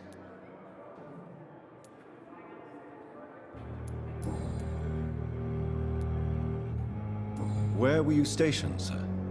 Did you serve for long? I really don't want to talk about all this shit. No offense. I was pushing too much. I served in France myself. I just wanted to know what happened to you. You were an officer, weren't you? Then I doubt we fought the same war, sir. No offense.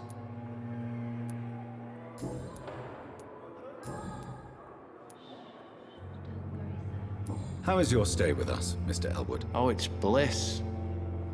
I just escaped death in the trenches to be surrounded again by the moans of the dying. Can I ask you precisely why you're a patient here? It's the pain, sir. The drugs don't work. It just hurts under the scars, if you get my drift. Who is treating you? Is someone in particular looking after your case? Nobody since the old Community and tired doctor showcase. spoke to me. Welcome to my channel. Started to think I was forgotten about. Won't blame you. You don't seem worried by that. My face hurts so much more when I smile or cry. I've learned it's easier not to speak. But be assured I'm smiling inside.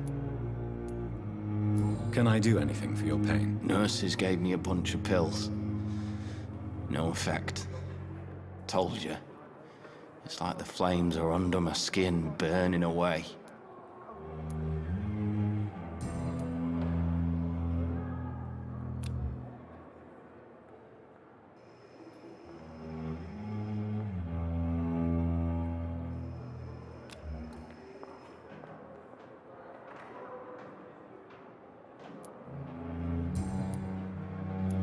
Goodbye for now, Mr. Elwood. You disgust on every street corner. Energizbet. Welcome to my channel. Good evening, Mr. Hampton. How do you feel? Dr. Reed, is it? Oh, sir, I must apologize for my behavior. What do you mean? I was not myself in the factory. Fear and exhaustion made me say awful things to you, I'm afraid. You remained perfectly nice and polite. A little delirious, perhaps. But who wouldn't be after enduring an abduction? Thank you, Doctor. That's a relief.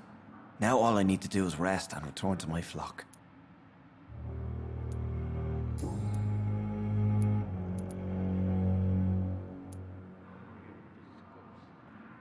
Have you made friends since you arrived? Not really, but I recognize Miss Harriet Jones.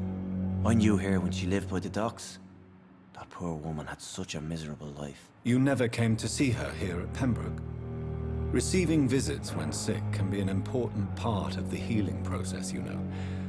We're not just bodies. You're preaching to the converted now, Doctor. To be truly honest, I thought she was dead.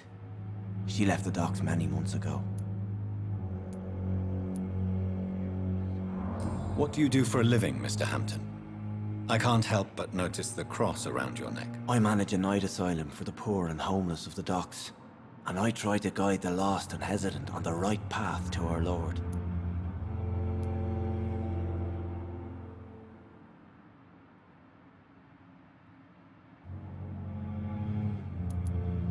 Are you a priest, Mr. Hampton? A deacon, maybe? Not at all, Doctor. I'm just a man of faith willing to preach the good word. Why didn't you use your cross against William Bishop? To repel him somehow? That's a very strange question, Doctor. A cross is no magical token, if that's what you were trying to say. Not mine, anyway.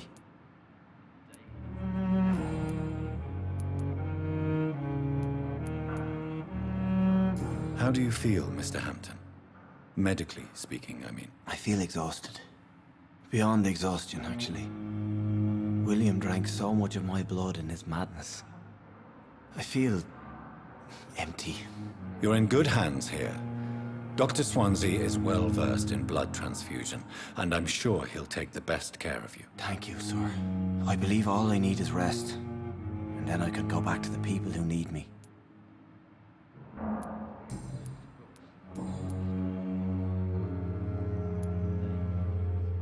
What is the general situation in the East End docks? The situation has always been tough, with a lot of tensions between the gangs and the dockers' trade union.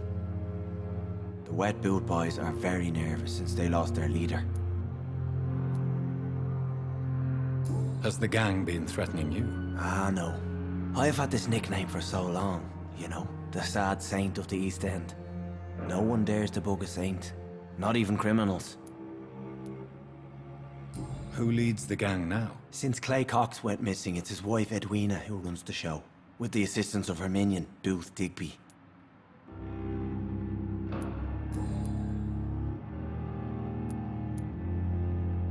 How did you end up in William Bishop's den? I had received alarming news about his recent behavior. I went to his place and he refused to let me go.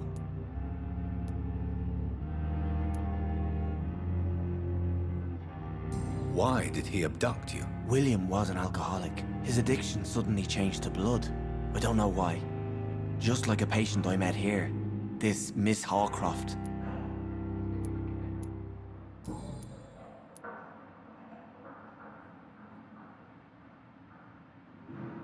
Do you know Tom Watts, the bartender from the Turtle? I met him before I found you in the canning factory. Tom? Yes, of course. Always the helping hand, good old Tom. Without men like him, corruption and despair would have wiped out the East End long ago. Who should I avoid in this part of town, then? Any particularly evil figures? Not really. Most men and women are just doing their best. And it's not my habit to speak ill of people I know, Doctor. People are still in despair. How could it be otherwise? The authorities have left us all to rot in this contagious nightmare. No drugs, no advice, nothing. It's a damn shame.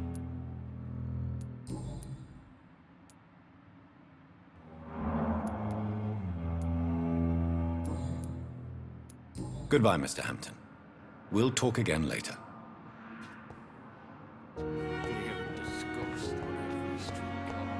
It's locked. Daily routine.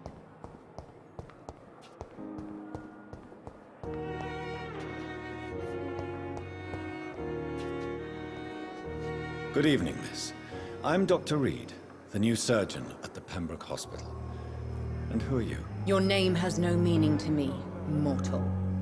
You're nothing but dust blown by the winds of eternity. I beg your pardon? What are you begging for, mortal? My clemency? Well, tonight maybe I'm inclined to mercy. You'll never forget the night you met Thelma Howcroft. You keep calling me mortal. Why is that? And if I'm mortal, what are you? Well, Dr. Reed, if you must know, I'm a vampire.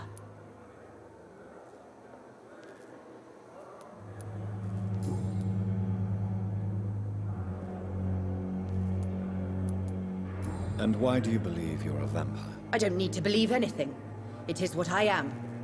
It is what I feel within this hollow shell of flesh.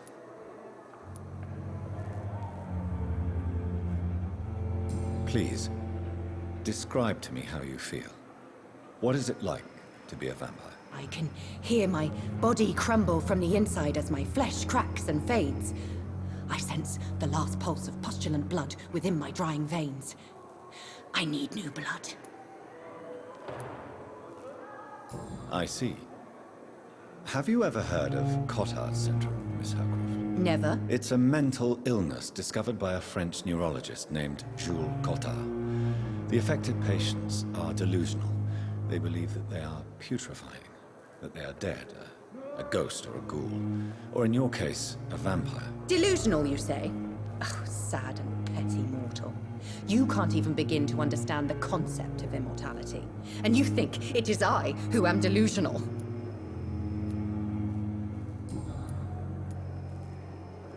I'm assuming you must be a patient here. Am I right, Miss Howcroft? It's only a cover. To hide from my enemies. I can leave whenever I want. As a woman, a spirit, fog, or bat. Who are these enemies you mentioned? Can you describe them? I cannot say for sure. But I sense their eyes on me from nearby.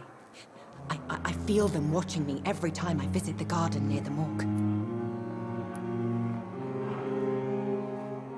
The staff here are not your enemy. They're here to help you, to care for you. I'm not speaking of the doctors in white. I'm speaking of the men and women who hunt me, for I am a vampire. I see. Don't worry. These people will not find you here. I'll personally make sure they leave you alone. Thank you, mortal, but do not interfere with them, for you are no match for those that hunt me.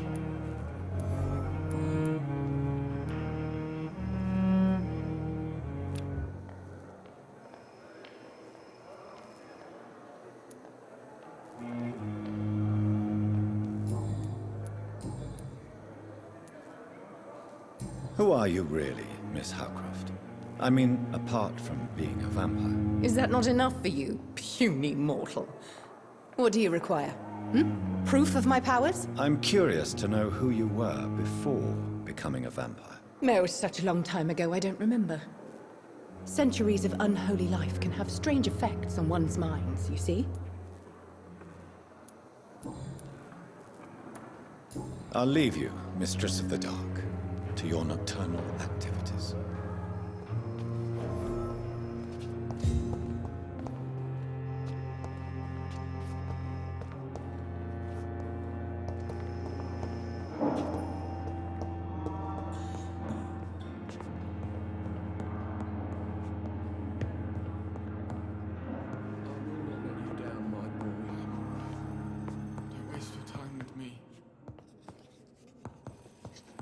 So many deaths.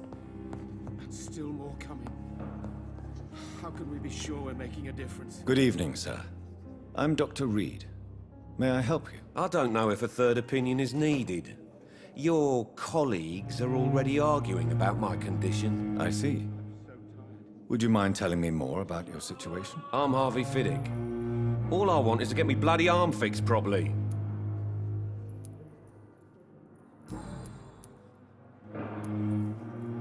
Tell me about the doctors who are arguing about your case. Strickland and Aykroyd. They both want the best for me, but there's a lot of pride there. Doctors are no different from carpenters, it seems. What do you mean? I often had professional arguments with rivals on a building site. Difference is, I disagreed about wooden nails, not flesh and bones. Tell me about yourself, Mr. Fiddick. I'm just a regular guy waiting to get his arm fixed, so I can return to work and to my family. I was more curious about what you were doing before being hospitalized. I'm a carpenter, and a good one too. But that means I need both arms to feed my family, Dr. Reed. Are you satisfied with your treatment here? Well, it's clear that I've chosen a bad time to be injured. Forgive my bluntness, but you seem overwhelmed by cases of the flu. I won't lie to you about it. I'm afraid we are. Are you sure you don't want to operate yourself, Dr. Reed? I have the feeling you're very capable. And your colleagues seem to think so too. In other circumstances, you would be right. But for now, I don't think I can take on the responsibility. My apologies.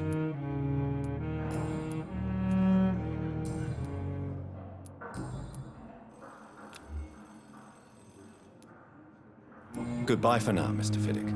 I'll see you later. I will not let you down, my boy.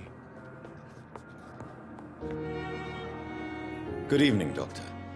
I believe we're going to be working together. Dr. Reed.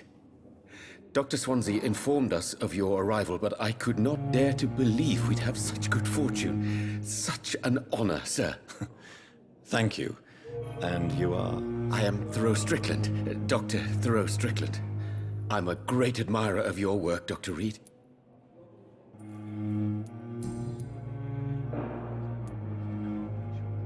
Please, could you tell me something about yourself?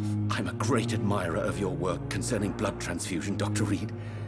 I run my own experiments. I'm convinced it's the future. What made you choose to be a doctor? I'm not ashamed to admit you and your work have inspired me. I am honored to have the opportunity to work by your side.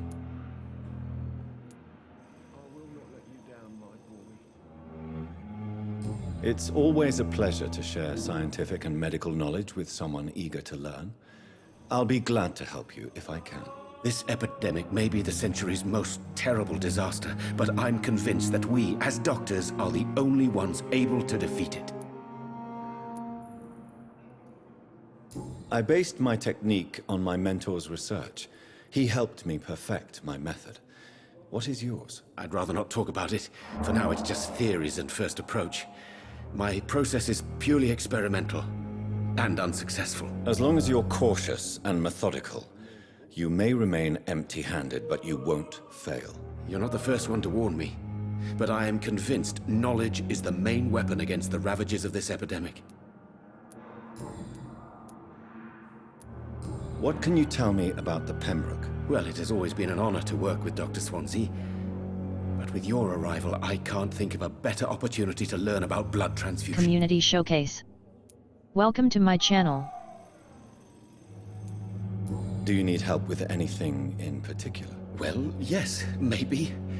I'm waiting for a batch of products I ordered for my personal research, yet my supplier seems to have vanished. Do you want me to play the errand boy for you? Oh no, Dr. Reed. But if you went personally to his shop, what with your reputation and all, he wouldn't dare to refuse the products I need. I see. Well, give me the address, for I may pass by if I have time. You seem quite optimistic. It's a rare and precious attitude in these difficult times. I'm convinced that this epidemic is a test of endurance and dedication for us men of science. Questions remain about our capacity to resolve the situation. True. Last summer, during the first wave of the epidemic, I used to joke with Milton about the extra work. We're not smiling now.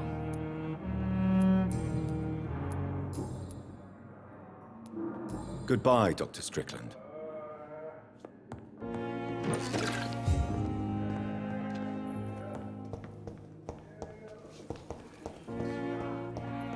I will not let you down, my boy. Good evening, madam. Can I help you? It's my son who needs you, sir. I'm Dr. Jonathan Reed. How can I help your son? I'm Beatrice Goswick, mother of Mortimer Goswick. Could you check on him, please, Dr. Reed? I've heard much of your talents as a physician.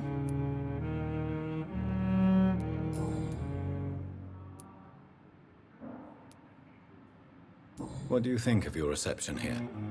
Any complaints? I have had the uttermost reservations about this hospital since we arrived. But we had no other choice, considering the state of emergency. Is there something in particular that's bothering you? Some of the staff were not especially welcoming. I suspect they're not accustomed to dealing with patients of such social standing. What can you tell me about yourself, Mrs. Goswick? Not much to say. Just take care of my Mortimer and I'll cover all the expenses. That's all that matters. May I ask if you have an occupation, Mrs. Goswick? I'm a teacher by profession. I teach young women who are more ambitious about their futures than their families.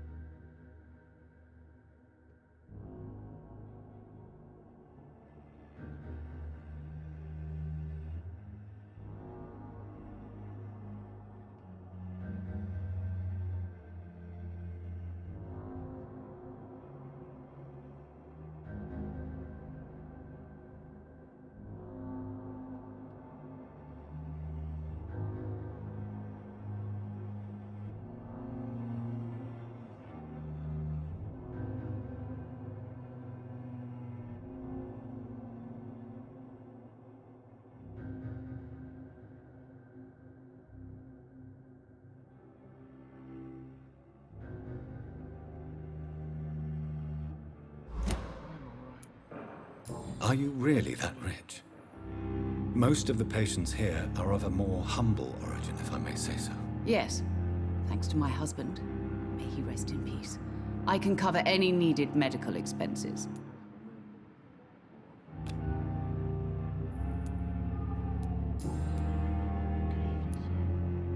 Tell me more about your arrival at the Pembroke Hospital. What gave you such a bad first impression? The ambulance driver was quite rude, for a start. And that nurse, Miss Hawkins, seems to have quite a dubious attitude. What do you mean? She managed to secure a bed for my son despite the epidemic. It was a relief, but it wasn't cheap.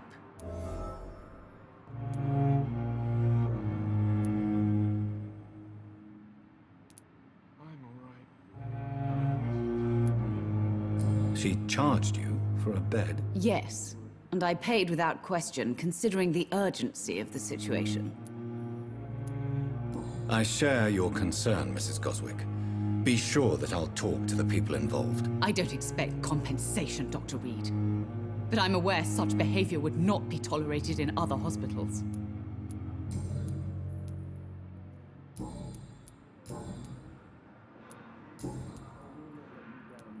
Goodbye, Mrs. Goswick.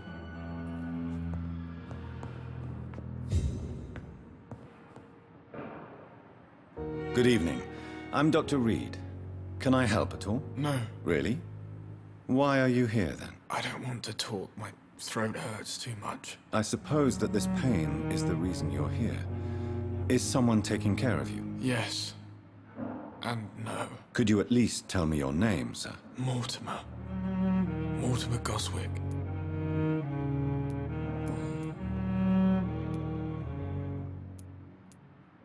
How painful is your throat, Mr. Goswick? So painful I'd rather not talk at all, Doctor.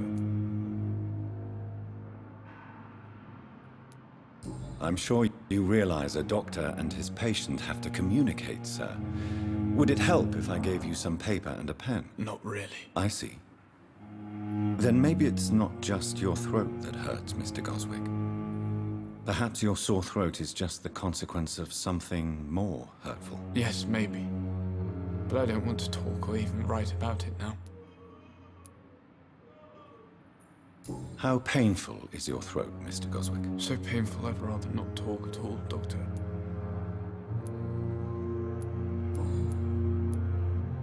Why did your mother have you hospitalized here? She seems convinced this is a bad hospital. My mother just wants the best for me. She won't rest while I'm here. She'd go all the way to hell and back to help me.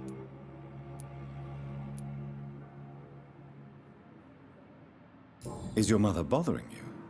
As your doctor, I can ask her to leave you alone if you would prefer. That's tempting, Doctor. But you have no idea what my mother is capable of. She would tie herself to my bed if you asked her to leave. Pembroke Hospital may look unorthodox, but rest assured you're in good hands here. It's not me you have to convince, Dr. Reed.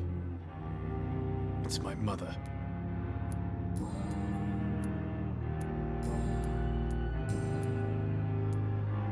Tell me about yourself, Mr. Goswick. I don't want to talk, Doctor. I have to go now, sir. But don't hesitate to contact me if you need any help. Good evening, sir. Doctor.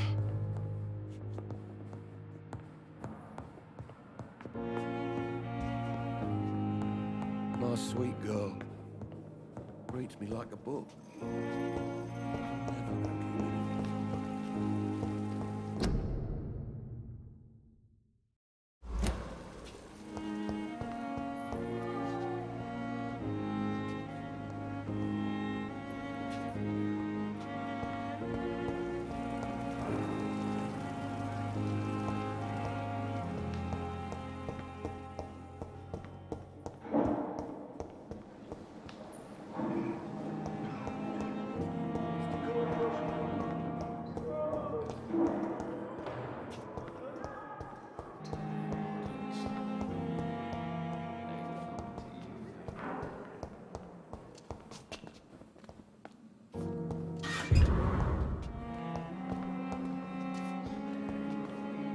Good evening, nurse. Good evening, Doctor. I don't think we've been introduced yet. My name is Pippa Hawkins. And I'm Dr. Jonathan Reed. Dr. Swansea has recently offered me a position in this hospital. Well, it's a euphemism that your help will be appreciated, Doctor.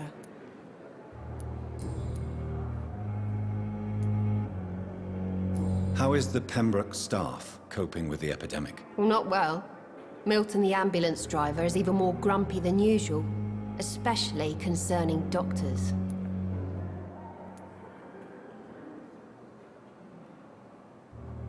Why does Milton dislike doctors? I don't know. Just ask him. But be warned, Milton is not the chatty type. Why is Milton grumpy on a daily basis? Is it just an act? Milton's not the kind of man who's bothered about a bad reputation, whether he deserved it or not.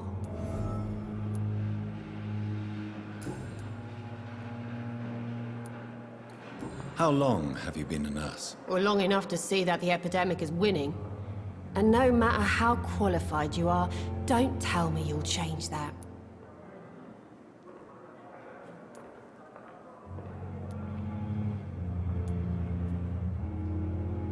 I don't like your attitude, Nurse Hawkins. Pessimism can be as lethal as the epidemic in times like these. Sorry, Doctor. I don't want to sound bitter, but I'm just too tired to give a pep talk like Nurse Brannigan. How would you describe the situation at the Pembroke Hospital? It's serious. The flu is wreaking havoc amongst the staff and patients. We are running out of everything. Nurse Hawkins, the Spanish flu won't last forever. Even the Black Plague didn't kill everyone. I wish I could believe you. But what if this epidemic was worse? What if in the end, nobody was spared? You must get a hold of yourself, Nurse. Sorry, I'm exhausted. No one has any idea when this epidemic will be over.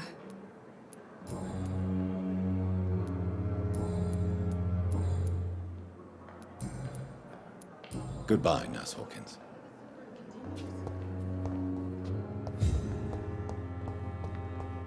It's locked.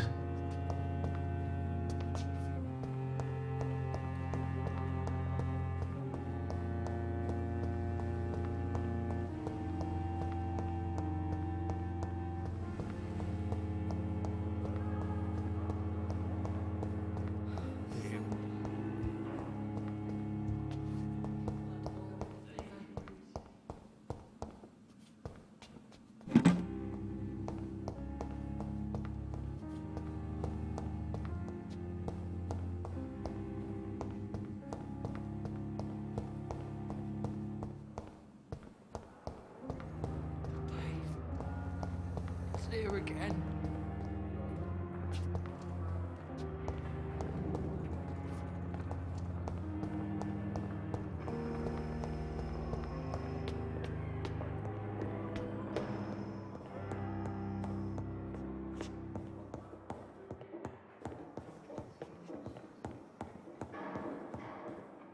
It's locked, all right.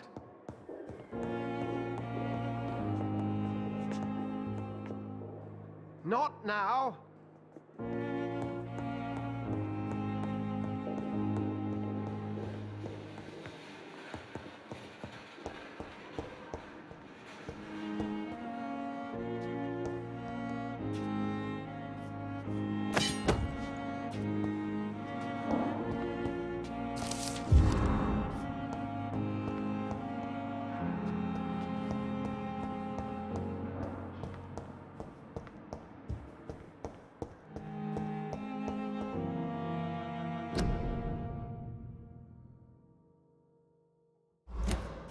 It's locked.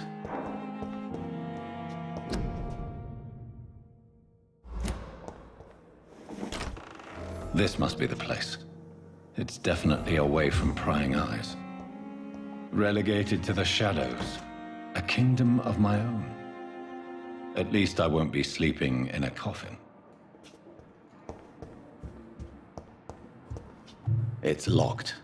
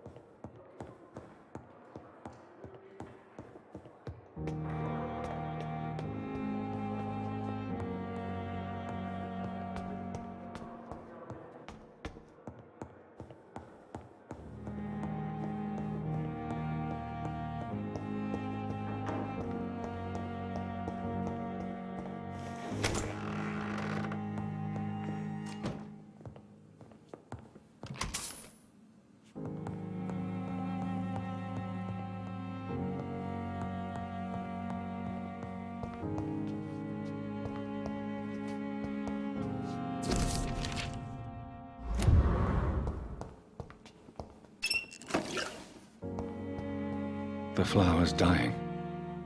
It needs water.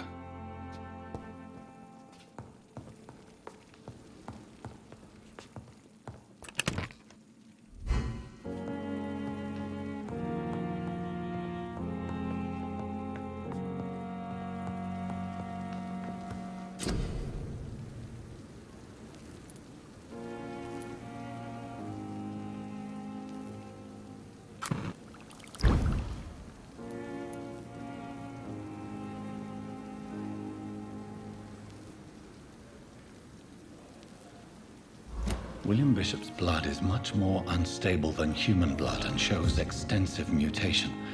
But this is not what happened to me. I must keep on searching. The sun is about to rise. I can feel it. I'll continue tomorrow night. I have so much time now.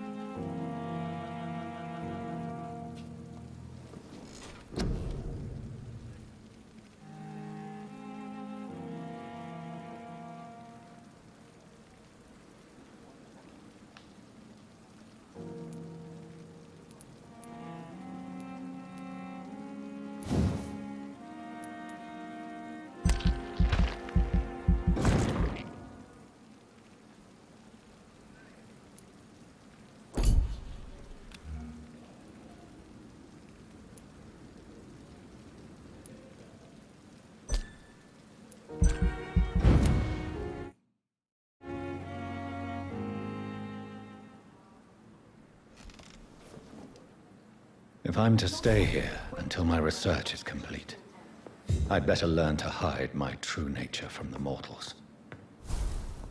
But what about my thirst for blood?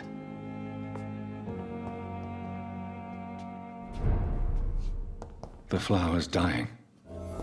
It needs water.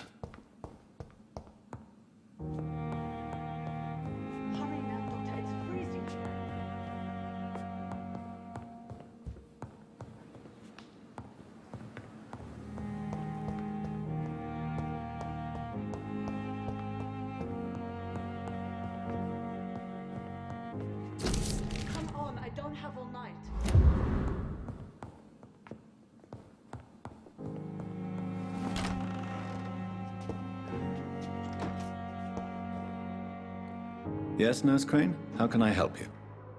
I'm so sorry. I know Dr. Swansea wanted you to rest, but we have somewhat of a crisis. A crisis, you say? Our supply of antiseptics is nearly depleted. I was hoping there was another box up here, but...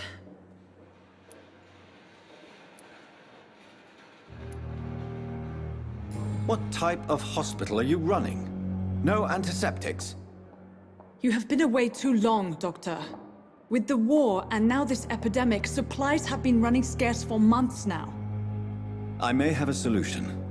In France, during the war, drugs shortage was a daily problem, and we had to use our wits to overcome the shortages. However do you mean? If combined correctly, certain household chemical products can be used in a pinch instead. Now, where's the hospital storeroom? The storeroom? Fat chance. This is the Pembroke, and space is luxury we don't have. Everything used to be stored in the old morgue. Perhaps I should look there first. Where is this morgue? It's the large building behind the hospital. You'll need to go in the back door because it's been sealed off for sanitary reasons. Take this key. It opens a small back entrance at the end of a narrow street. The abandoned morgue behind the hospital.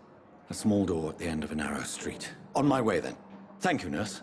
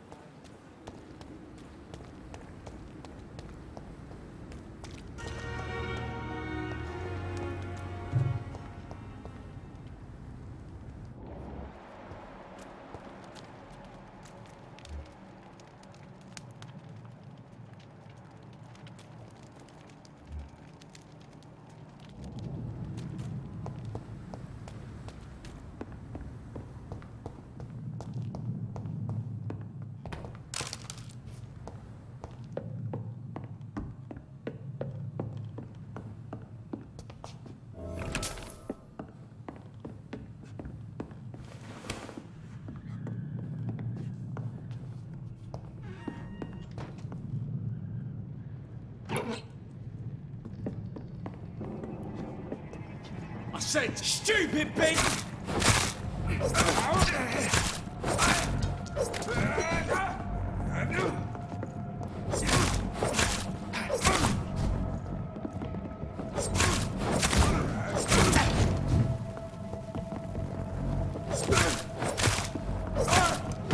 Fuck, it's fast!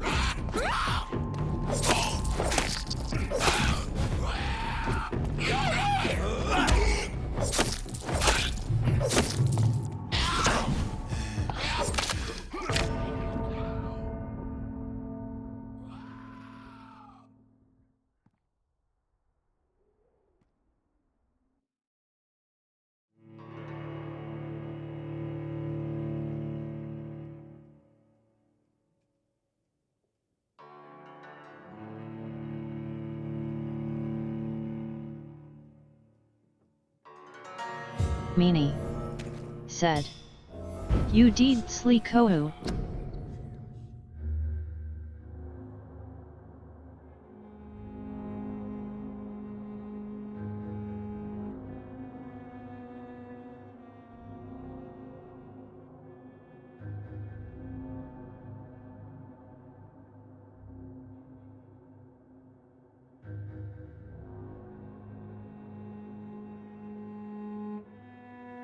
Sweet Dark Dragoness said, "Yeah, vampires are overpowered."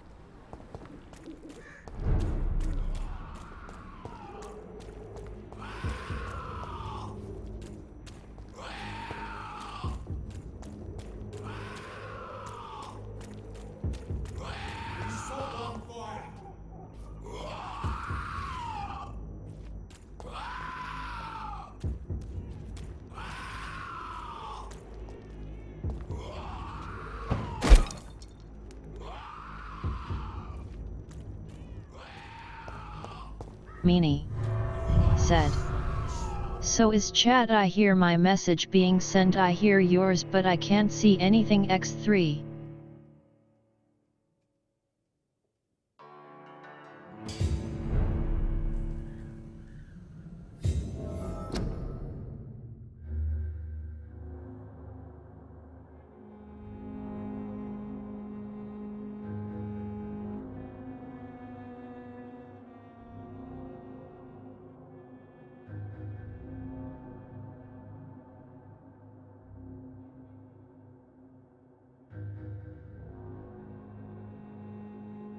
Sweet Dark Dragoness said.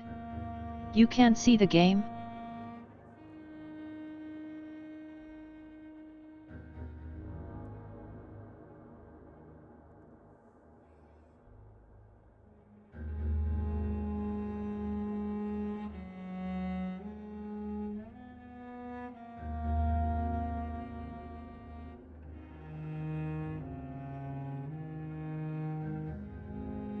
Meanie said. I see the game, I don't see your chat messages in chat, I gonna reload // Meanie said. Sleek hi. Sweet Dark Dragoness said. Oh okies. Meanie said. Now I see again Ihada DC in chat. Community Showcase. Welcome to my channel.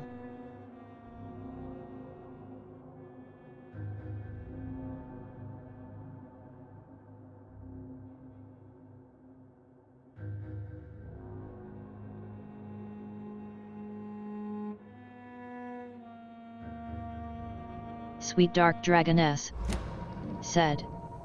Twitch can always be a pain with chat.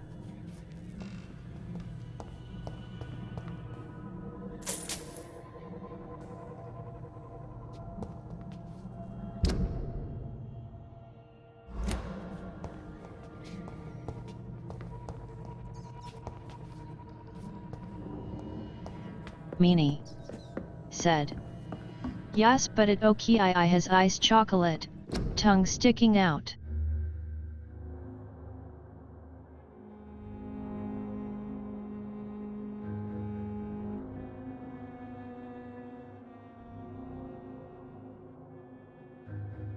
Sweet Dark Dragoness said. Oh yummy, I want some.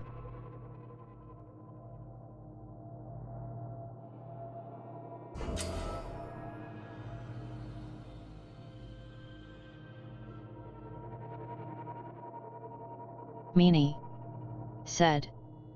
All mine are AYS3C.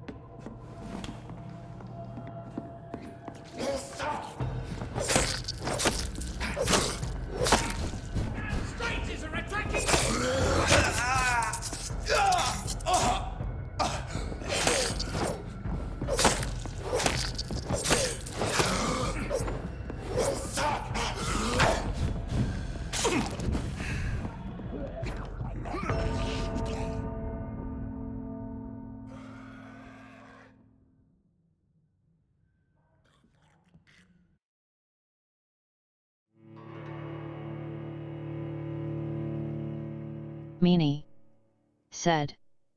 You sure you're supposed to fight them already?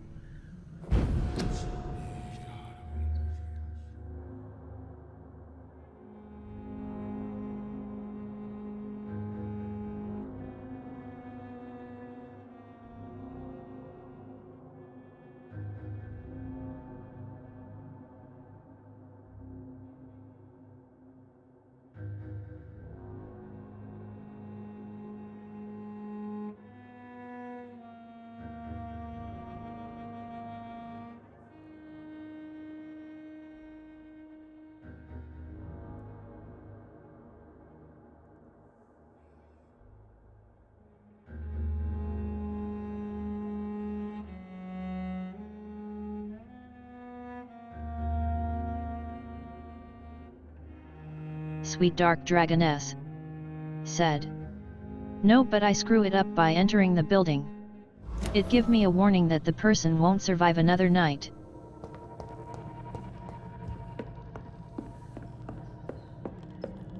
Meanie. I cannot enter. Raised thumb.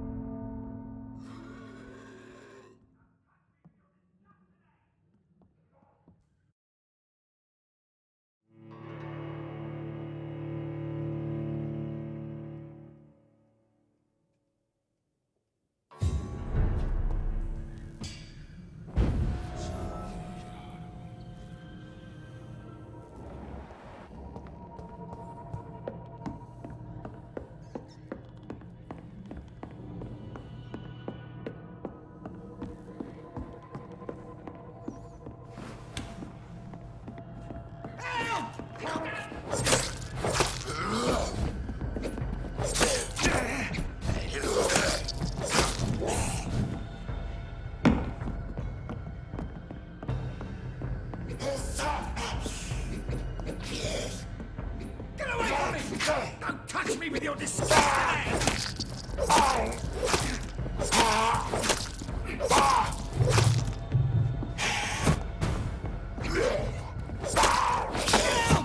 Damn strangers are attacking me!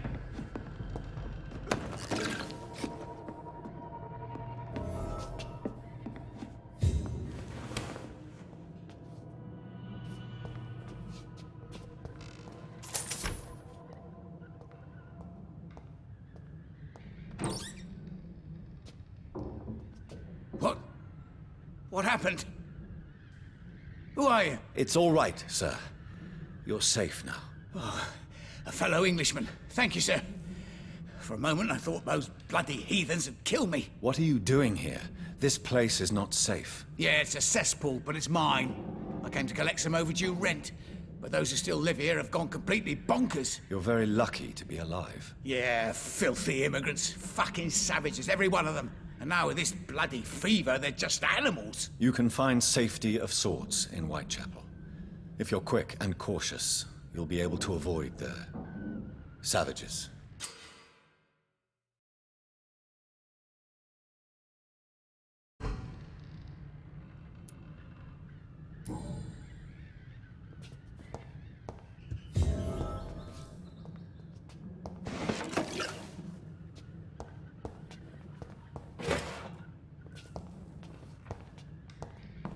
This is Braille. I need someone who can read this.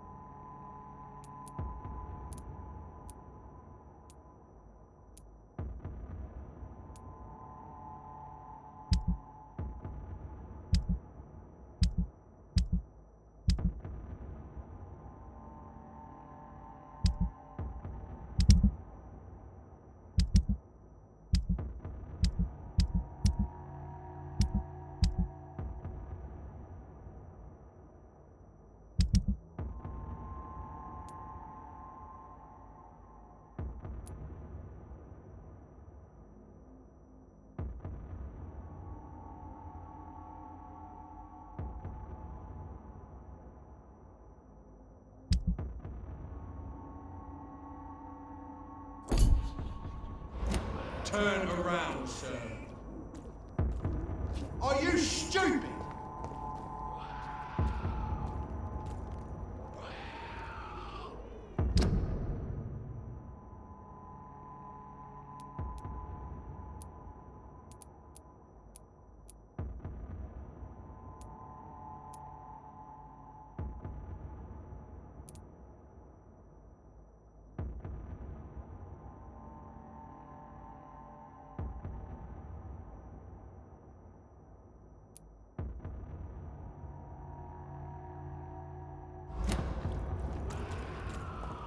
This is not a place for you, sir.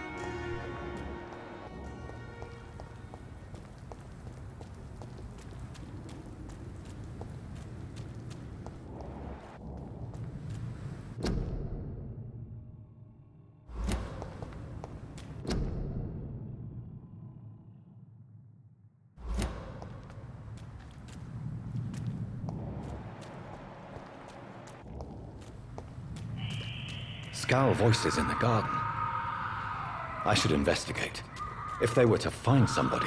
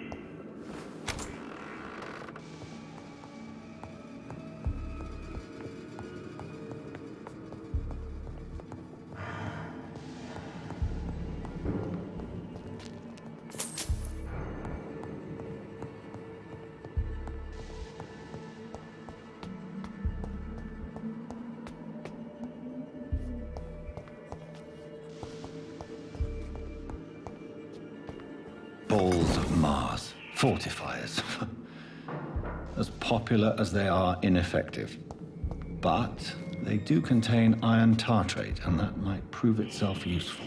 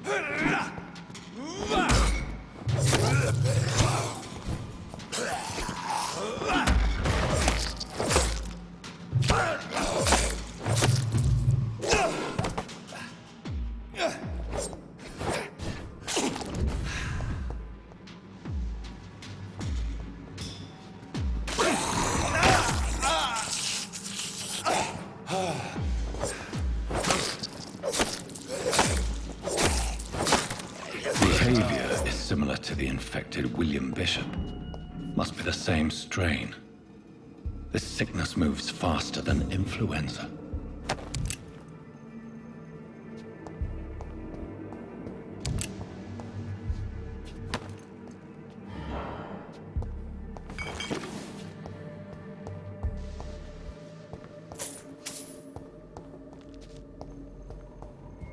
It's locked, all right.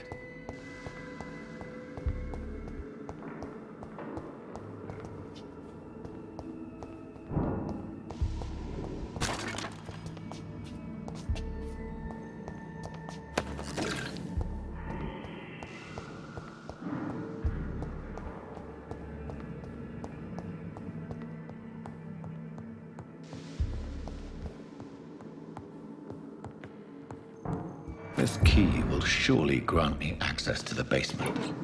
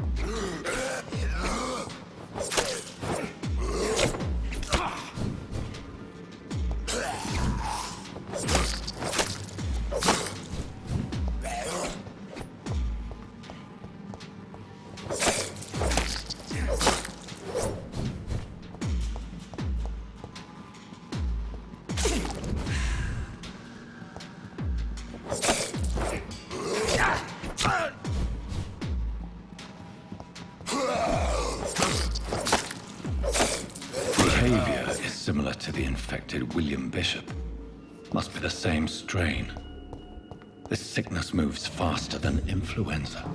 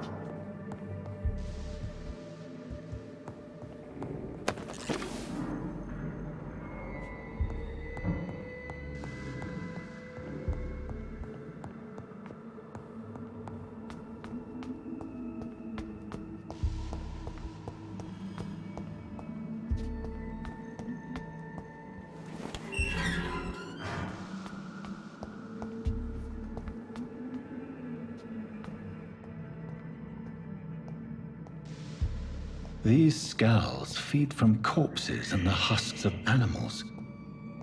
They're not after blood.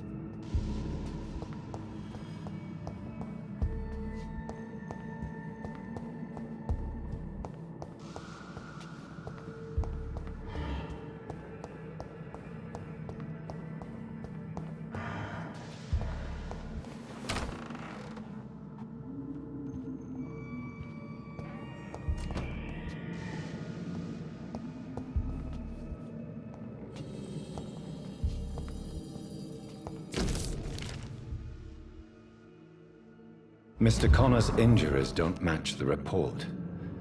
I'd better look into this.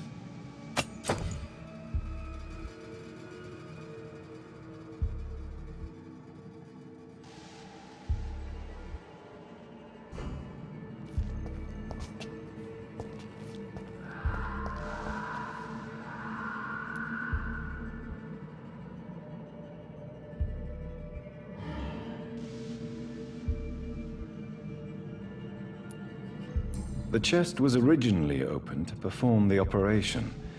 The sutures are clean, but the chest has been reopened. Multiple abrasions and scarring on the arms and legs. Old and distinctive injuries of a sailor or a fisherman. Traces of a pinkish foam at the corner of the lips. Some sort of drug overdose, perhaps? A puncture over the left lung, possibly a chest tube insertion. Not the cleanest work, but I think it was successful. Signs of internal bleeding. So, Dr. Tippett's anesthetics were incorrectly dosed, causing the patient's death. And then, he tried to operate on him again. Tippett has made an egregious error. It's time we talked.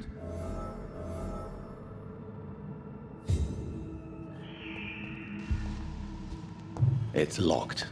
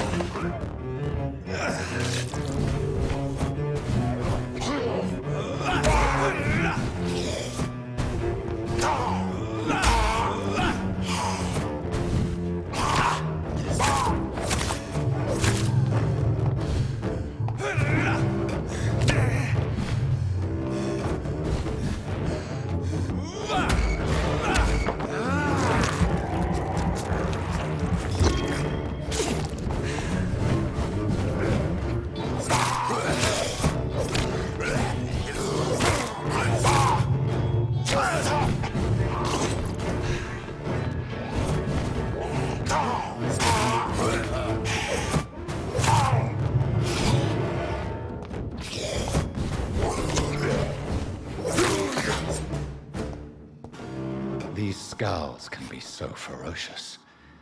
I'm not sure I can defeat them without becoming stronger. To drink blood is so tempting.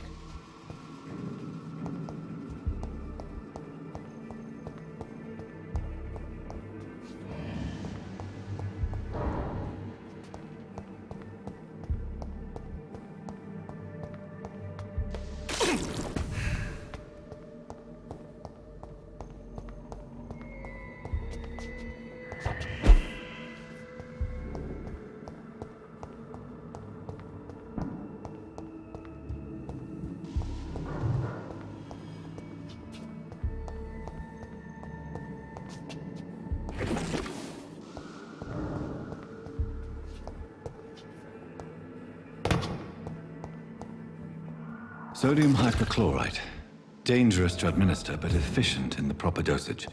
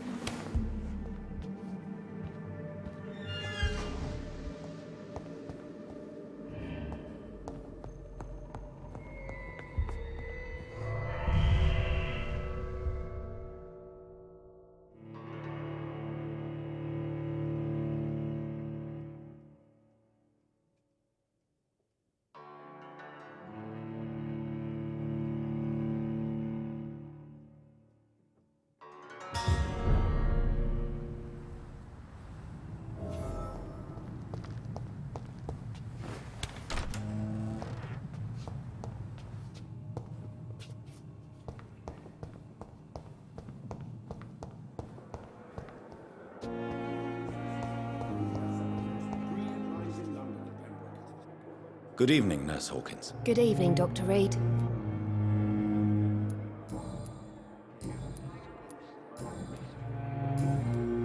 Goodbye, Nurse Hawkins. Good evening, Miss Howcroft. How are you tonight? I need blood, Doctor. Warm, rich, vibrant blood. Tell me, Thelma, what do you really know about vampires? I saw one and he saw me. I watched him hunt and kill. I saw his terrible wounds heal as his victim died. And then I knew I was saved. You mean you actually saw a vampire? Here in London? Yes. And it has been the answer to my pain. I must drink and kill to regenerate my decaying body. I am a vampire too.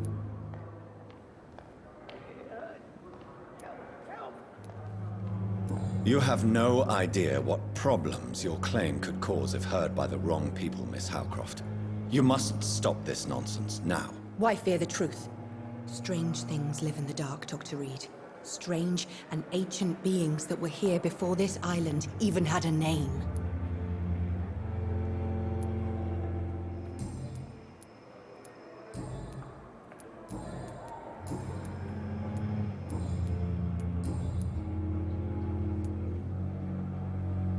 Tell me, Thelma, what do you really know about vampires? I saw one and he saw me. I watched him hunt and kill. I saw his terrible wounds heal as his victim died. And then I knew I was saved. You mean you actually saw a vampire? Here in London? Yes. And it has been the answer to my pain. I must drink and kill to regenerate my decaying body. I am a vampire too. You have no idea what problems your claim could cause if heard by the wrong people, Miss Howcroft. You must stop this nonsense, now. Why fear the truth? Strange things live in the dark, Dr. Reed. Strange and ancient beings that were here before this island even had a name. I'll leave you, Mistress of the Dark, to your nocturnal activities.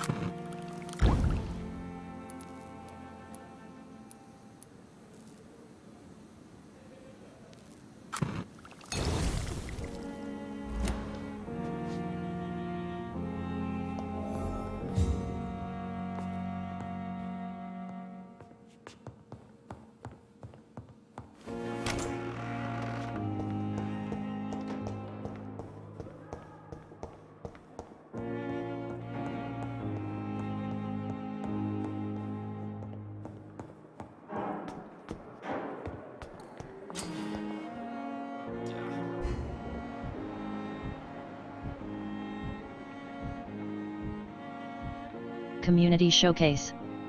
Welcome to my channel.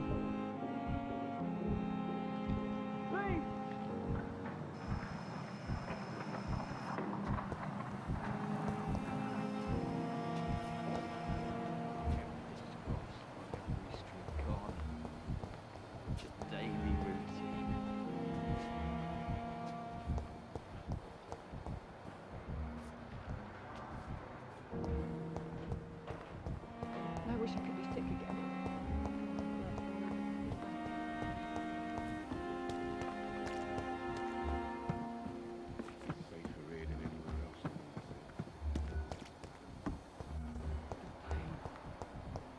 It's here again.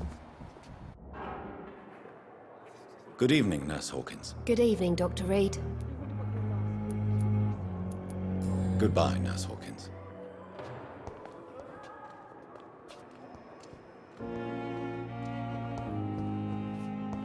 I cannot enter. Fear and disgust on every street corner.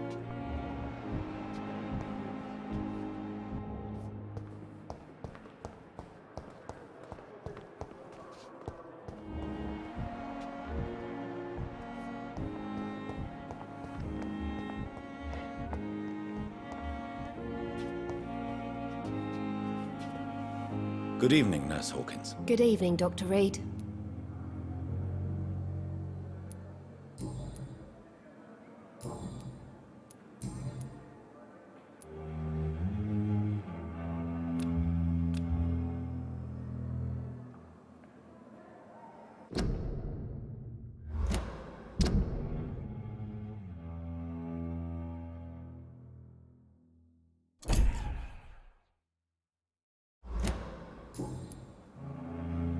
Goodbye, Nurse Hawkins.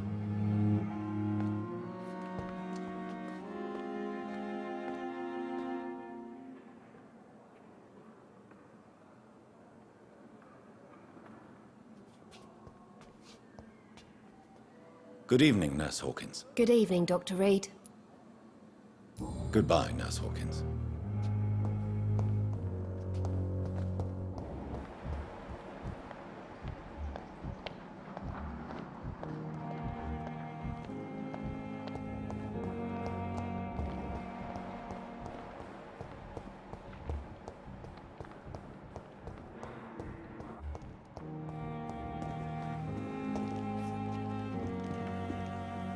Good evening. I'm Dr. Reed. Always a pleasure to meet a colleague, sir. Especially when he was supposedly dead. A colleague? Are you a doctor too? Not anymore, sir. I used to be Dr. Rakesh Chadana. Now, I'm just Mr. Chadana, pawnbroker and humble guardian of this morgue. What do you mean, you used to be a doctor? Was your license revoked? No, sir. It is just that I like to be precise. I run a little pawn shop while taking care of the dead. But I used to be a real doctor.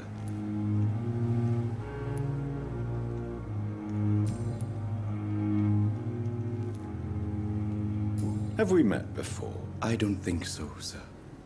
Why? When we first talked, you said you were glad to meet me since I was reported dead. Funny story, sir. Your sister came here a few nights ago. You were missing, and she was looking for your body. She must be very relieved now. Are you afraid or uneasy being surrounded by so many corpses? Why should I? These bodies are empty vessels. Flesh left to decay. Poof. No soul anymore. All gone.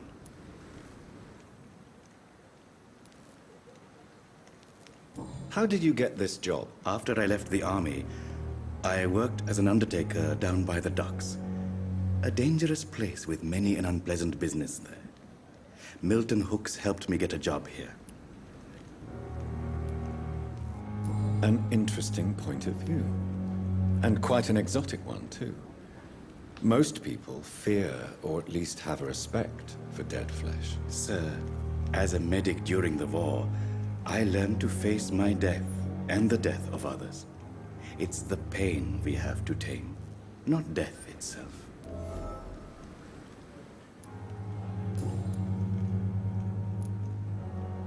Do you work here alone? Yes, very easy work, sir.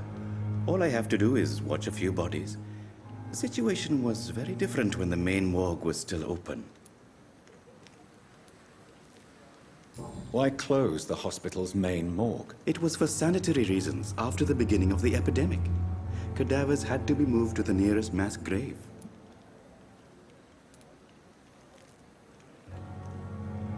Why do you have to watch these bodies? Because these poor fellows have no names. We keep them in case someone comes looking for the missing. Sadly, very rarely happens.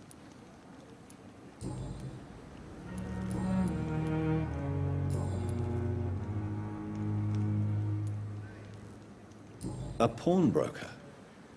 I expect you get all types of people here. Yes, sir. All kind of people. For I sell all kind of goods. Who comes here to trade with you? It's very unhygienic, even unsafe. Diseases can spread. For the customers, for the hospital. I'm very cautious, sir. I've been a doctor, remember? And all my clients are good people. In fact, I think I only know good people.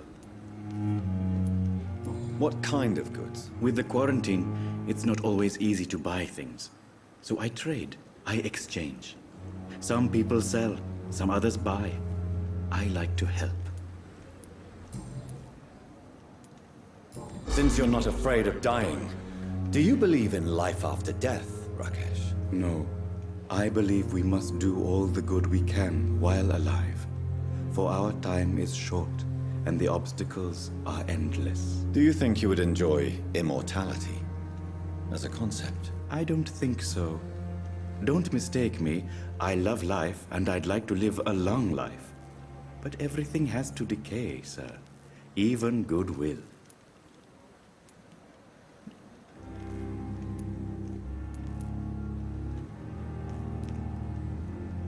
Do you really believe goodwill cannot last? As I said, sir, everything decays. If I was to never die, goodness, I would be bored or worse. And I like to be helpful, sir. Quite depressing, wouldn't you say? Yes, but the good news is, we'll all die before losing our humanity, sir.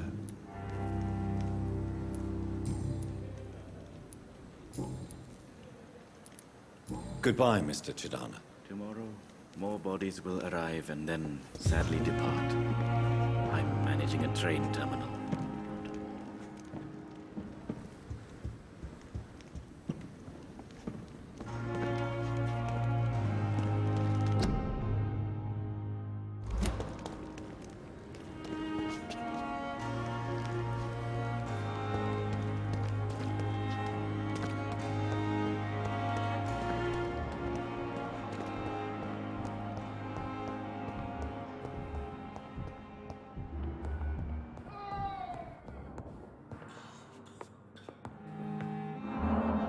Good evening, sir. I'm Dr. Reed. I believe we're going to be colleagues. Reed? Yes, I've been informed about your arrival. I'm Waverly Ackroyd. Welcome aboard, I suppose. Does my arrival inconvenience you in some way, Dr. Ackroyd? Let us just say that I don't particularly share Dr. Swansea's enthusiasm for hiring you. What we need here are reliable professionals, not overrated dabblers.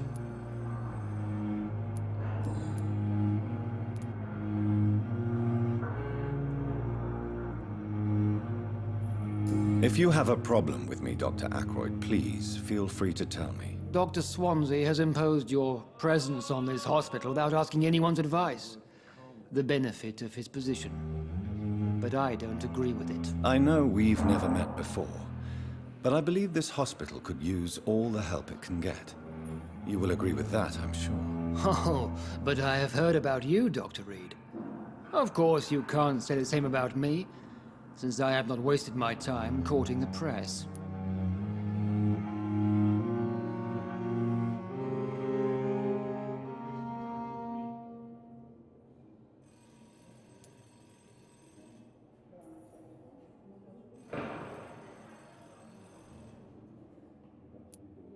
Aren't you too old for such jealousy? It really won't do you any good, you know. Don't be ridiculous, Dr. Reed. A simple glance is enough for me to know you have nothing for me to envy.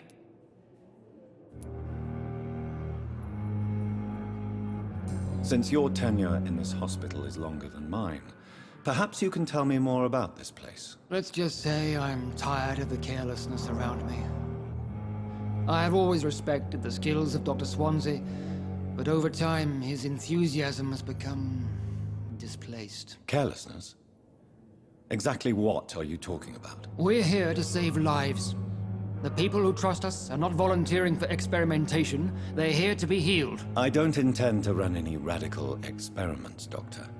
Even if I, as any good practitioner should, express an interest in pushing the boundaries of medical research. Modern medical methods were created through audacity and ego.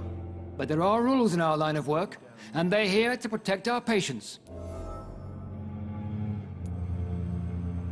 Tell me, Waverly, what do you think of Dr. Strickland's enthusiasm for his experimental research? Strickland is playing with his patients' lives for pride and glory.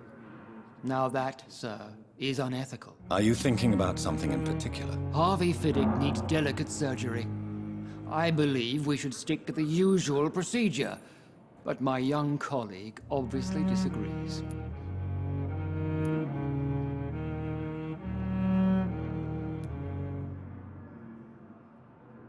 Why do you wish to lead this surgery? I strongly believe that Mr. Fiddick should not be butchered to test an unproven procedure.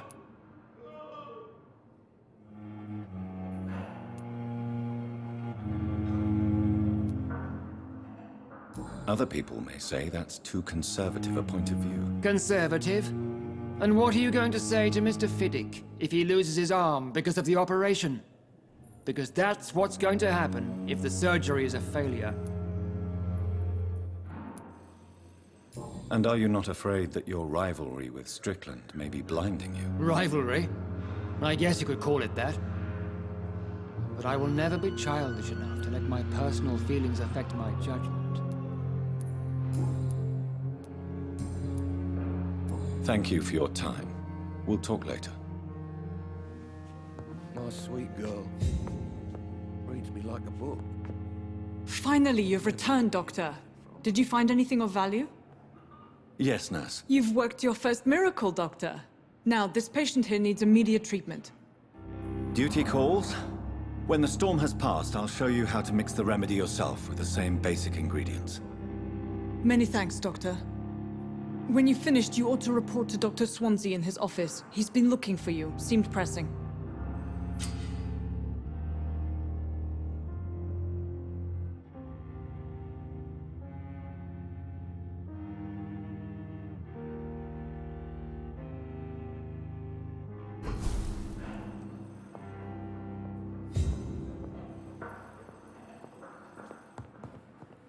I'm all right. Don't waste your time with me. Calm the children, Ellen. As for me, what a blundering idiot.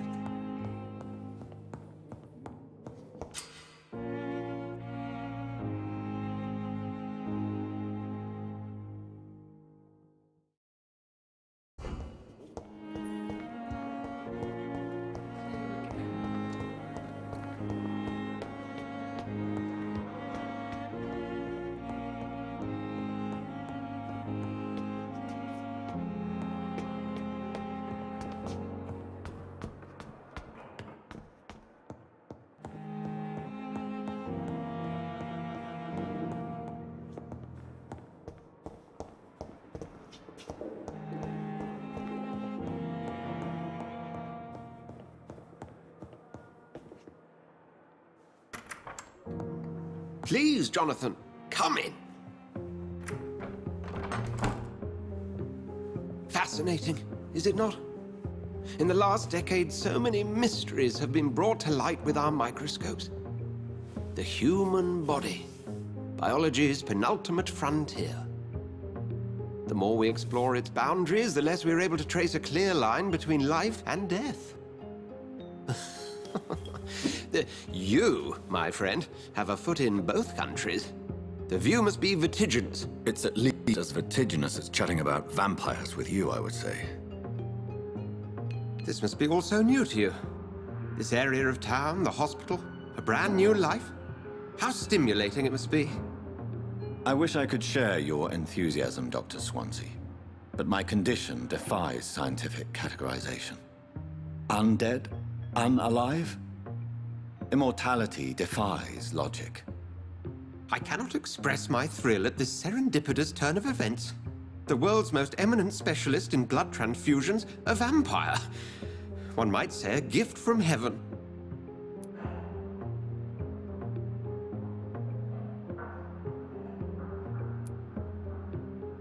There is an absurd poetry to my situation. Physician, heal thyself. Forgive me. I've been an admirer of your work for a long time, and now you are so much more than a brilliant physician. And please, call me Edgar.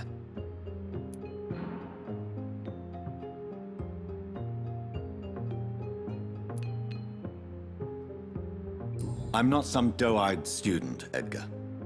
I understand we both have something to gain from this relationship. Very well. I have a task for you, Jonathan. Something that will require all your newfound skills. Please, go on. The Pembroke only survives through the generosity of our benefactors.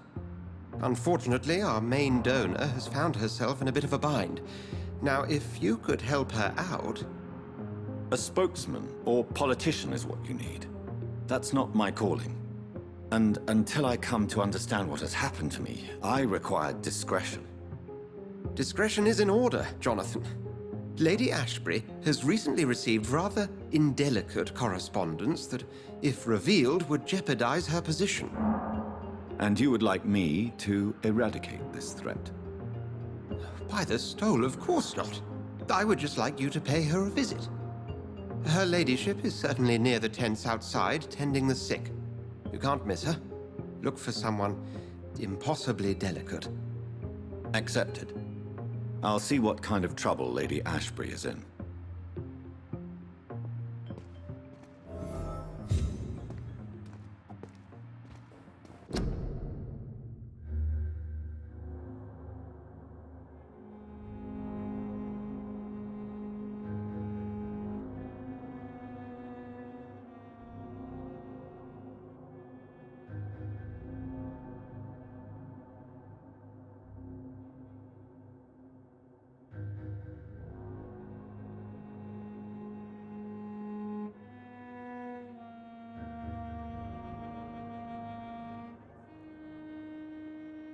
Sweet Dark Dragoness said. I am going to stop here for now. Going to prepare my lunch, smiley face. Sweet Dark Dragoness said. Thank you for watching, smiley face.